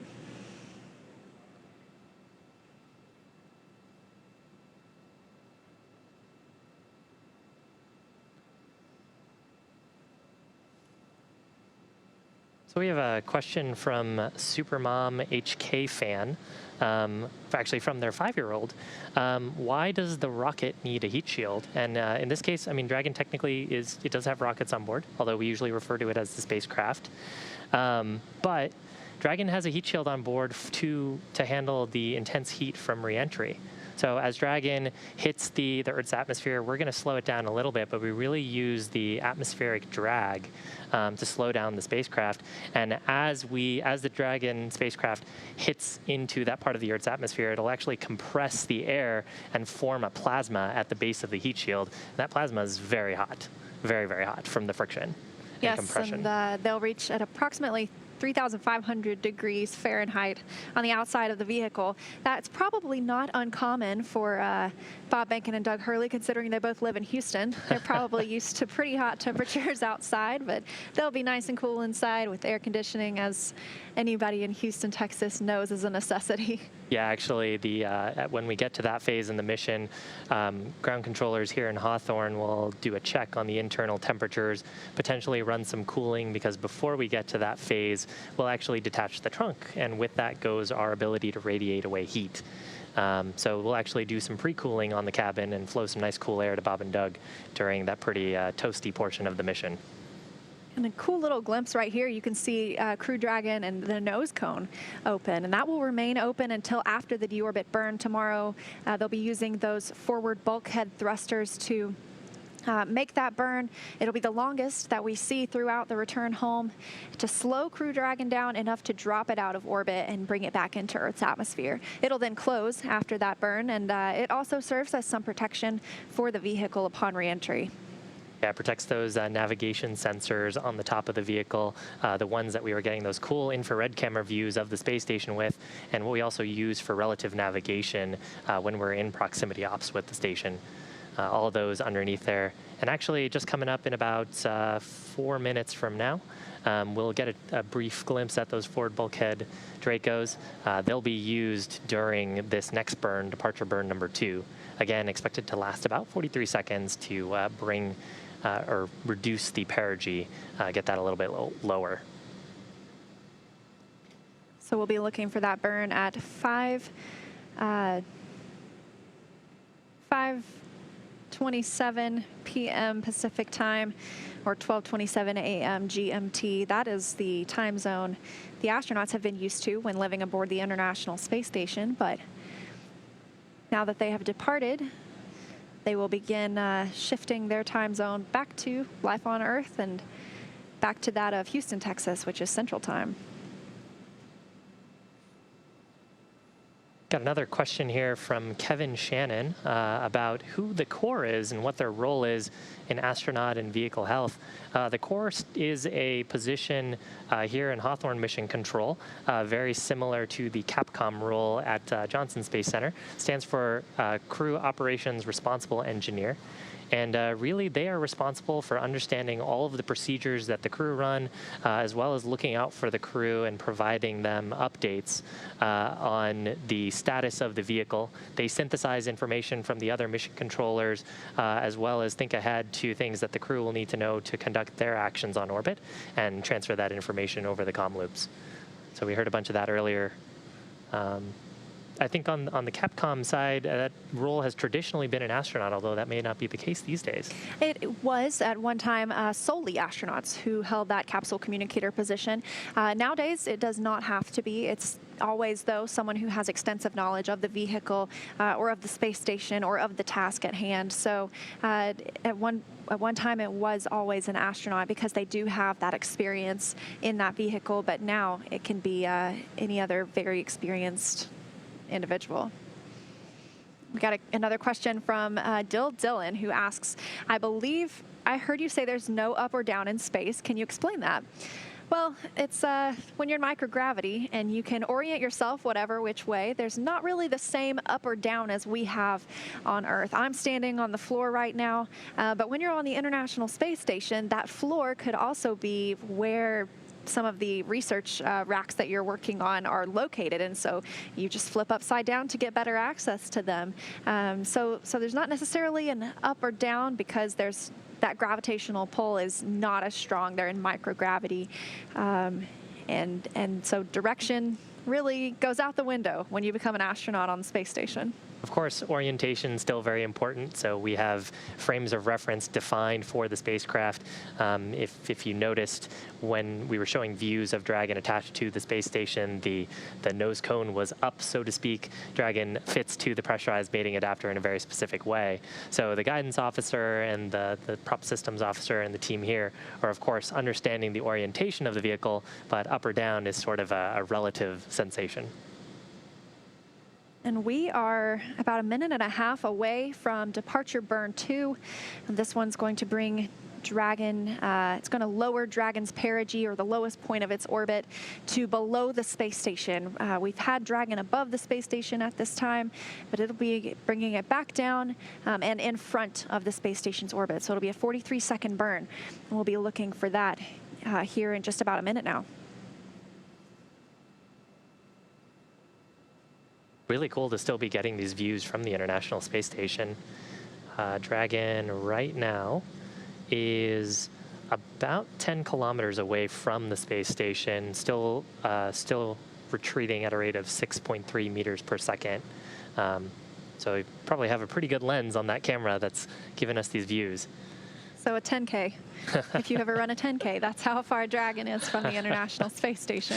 And they've made pretty good time, too. They separated about at 4:35 p.m. Pacific, 11:35 p.m. GMT. So under an hour for their 10K so far.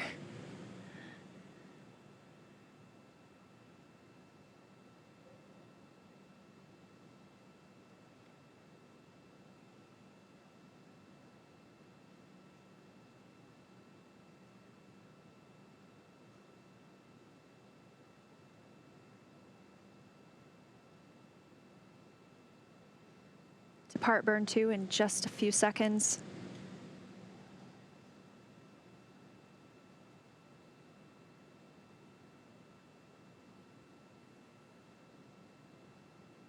And the burn has begun. We'll be looking at a 43-second burn using a combination of service section thrusters and thrusters on the forward bulkhead, which is the area of the nose cone, or that the nose cone would be covering when it's closed.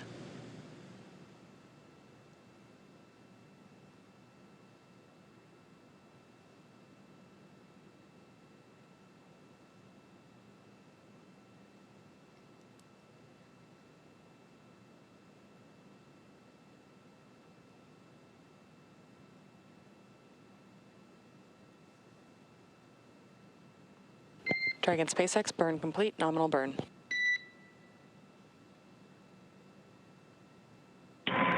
Copies, nominal burn. There's confirmation from the core of a nominal burn, that burn happening just off the west coast of the United States, out over the Pacific Ocean. And the next burn will be Depart Burn 3. That'll be almost 42 seconds, specifically 41.8 seconds. And that will occur at 6:14 p.m. Pacific, 1:14 a.m. GMT. That'll be the last of those 4 Depart burns, and then we'll be looking later tonight to the phasing burn. Yeah, and in between them, Bob and Doug will get some time to get a meal, and of course they'll start into their sleep preparations. They get about an hour before they actually go to sleep to get some time to sort of collect themselves, do whatever pre-sleep activities that they need to do. As I understand on the space station, that is also some time for them to go hang out in the cupola, take photos, maybe talk to folks on social media. Yes, and they love to talk to their families as well. They are able to video conference with their families every so often. It's very important to us that we keep the astronauts connected with their families. It's important for mental health, and we've seen a lot of this on Earth recently with going through the coronavirus pandemic, people being apart from each other, and we've seen people connecting virtually now more than ever.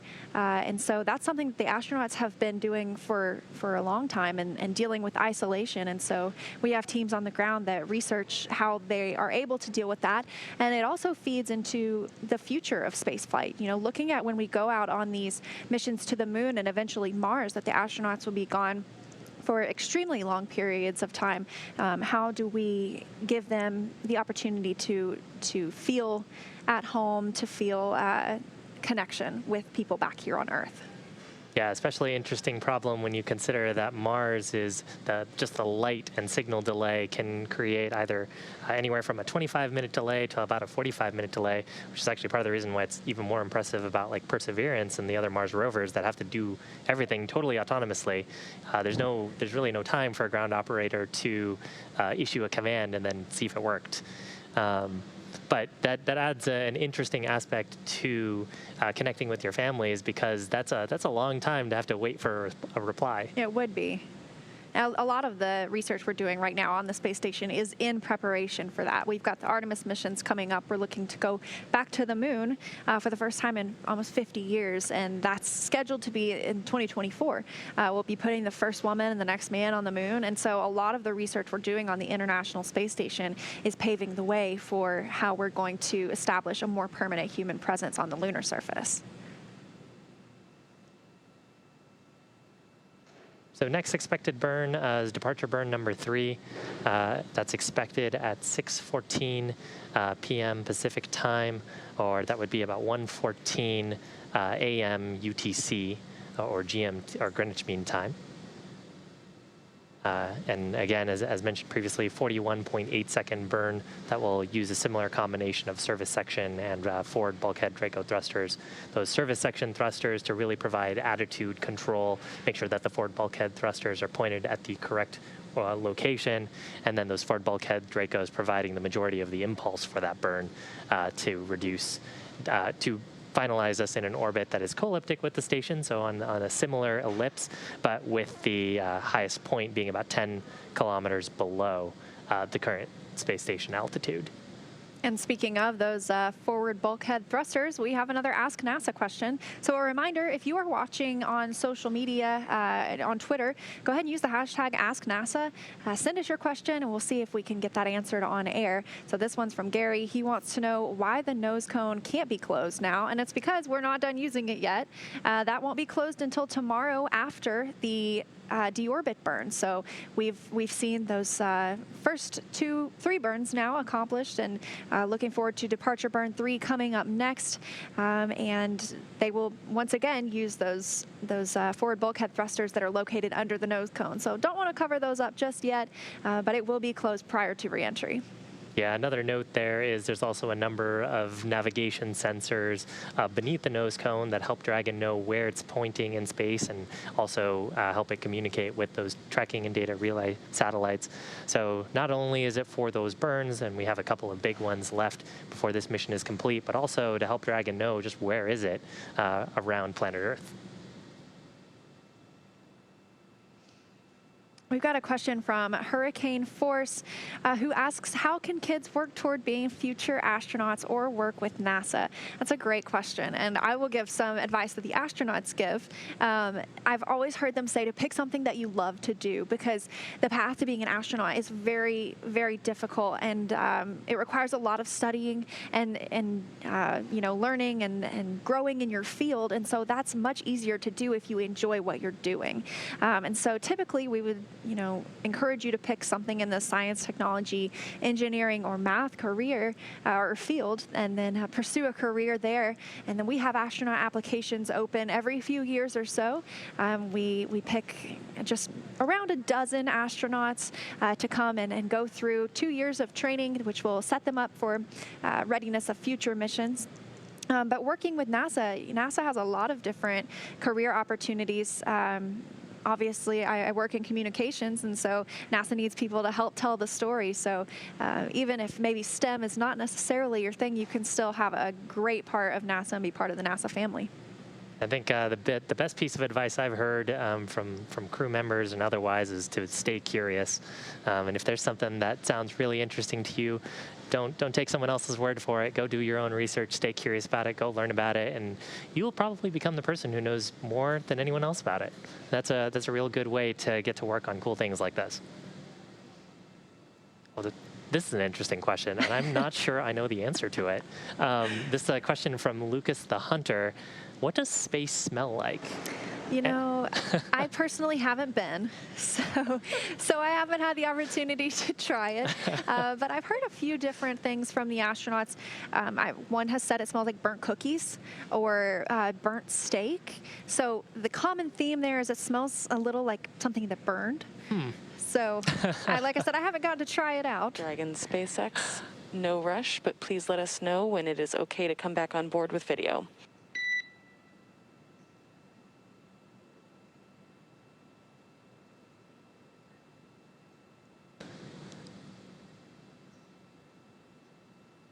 So the core there, just relaying to the crew. We have cameras, of course, aboard Dragon that we've been looking at earlier.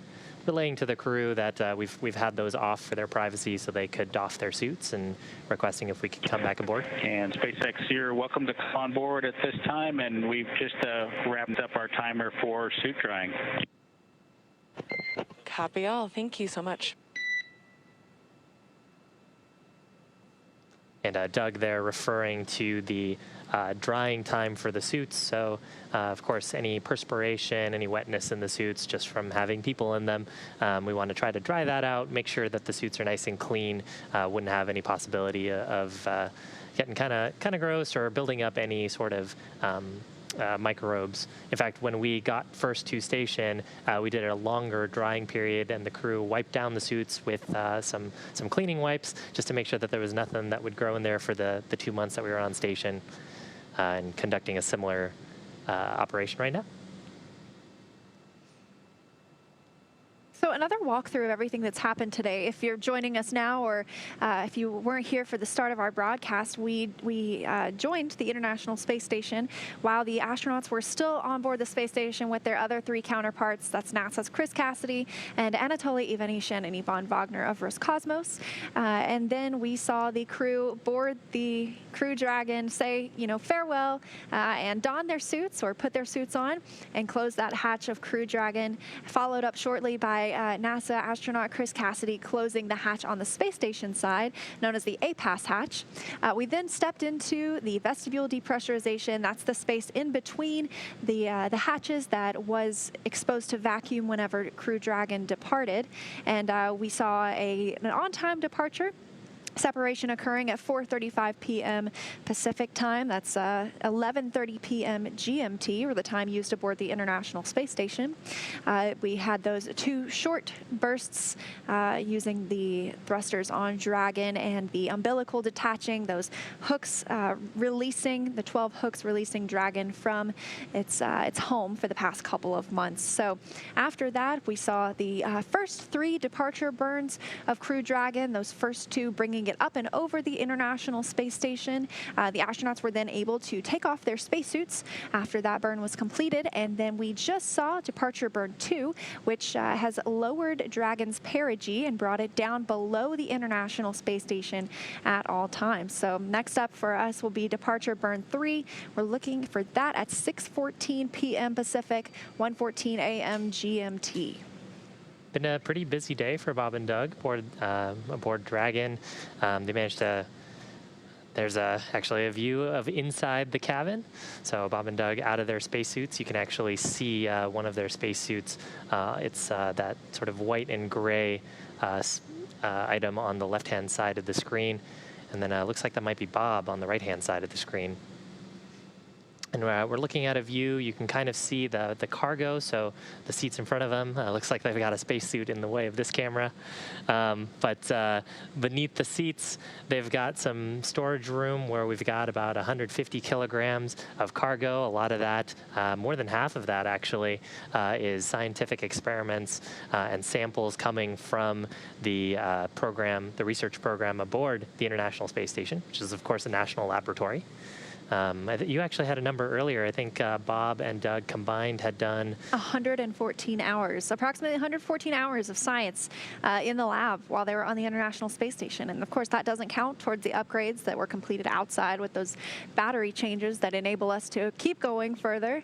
But yes, it of course tripled the amount of time we were able to do because that's the U.S. lab.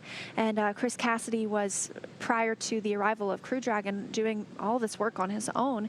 And so having Bob Behnken and Doug Hurley come on board for a couple of months really expanded the amount of scientific research that was conducted during that time. Getting some cool views of the interior of the cabin. We got a sort of a sweep around of the cameras. So right now we're looking at a camera that would sit ordinarily, or sits ordinarily right behind the crew members, looking up at their displays. The view that we actually had previous to this was a view looking towards Doug Hurley's seat. And actually, when on the uphill portion of the mission, we got a quick tour of the interior of Dragon from Bob and Doug, and they gave us some insight and a quick tour of the cabin. And it looks like Bob just putting his suit away in his suit storage bag, suit drying complete. They were wearing those suits earlier just in case they needed to. The suits really for their protection if there was a depressurization or a fire in the spacecraft. Now that we're past some of those dynamic moments close to the space station, the risk of one of those events is pretty low. The suit storage bags, though, of course, will be kept in close proximity. So if there were any sort of anomaly later on in the mission, Bob and Doug could quickly get into them. And pretty cool. They're actually pretty much a single-piece design. They can be put on within less than 15 minutes. As you mentioned, I think you made a good call. It looked like a polo and some khakis to me. So they're now out of those suits and able to relax until before the deorbit burn tomorrow. Probably a lot of Velcro on those as well, I'm guessing. I know on space station side, they tend to have a lot of Velcro on pretty much every surface. Yes, it's interesting. The astronauts use Velcro on, their pant legs will have strips of Velcro, and anything that they work with, their spoon or some, like their drink bags might have a little spot of Velcro on the other side, so that way if they need to put it down, they can't really put it down, and they don't want it to float away and become lost in the recesses of the vastness of the International Space Station, and so they can just tack it to their little Velcro spot on their little pants leg and come right back to it. Yeah, and you might wonder how something would float away. Actually a couple of things. One, it's really hard to impart something with no force. If you've watched videos of crew members on the space station sort of playing with their food or playing with drink bags, they might put something and it'll start to twist and turn, move, and they'll grab it and move it close to them, and it'll start to twist and move. And the other, there's actually a life support reason for doing that as well. As the crew members are exhaling carbon dioxide, unless you have really good circulation in the life support system from all the fans and scrubbers on board your spacecraft, that carbon dioxide will tend to sit and bubble and create pockets of unbreathable air. So the life support system is also providing a lot of positive pressure and moving gases around the cabin. just to make sure that we are circulating and revitalizing that air, running it through our scrubbers, and of course, regular injections of oxygen so it's nice and breathable. Our coverage of the return of the SpaceX Crew Dragon from the International Space Station continues Sunday. Starting at 10 a.m. Eastern, we'll have live coverage of the final preparations before the spacecraft begins its trip back to Earth. Weather permitting, the vessel is scheduled to splash down off the coast of Florida at 2:42 p.m. Eastern, with a news conference to follow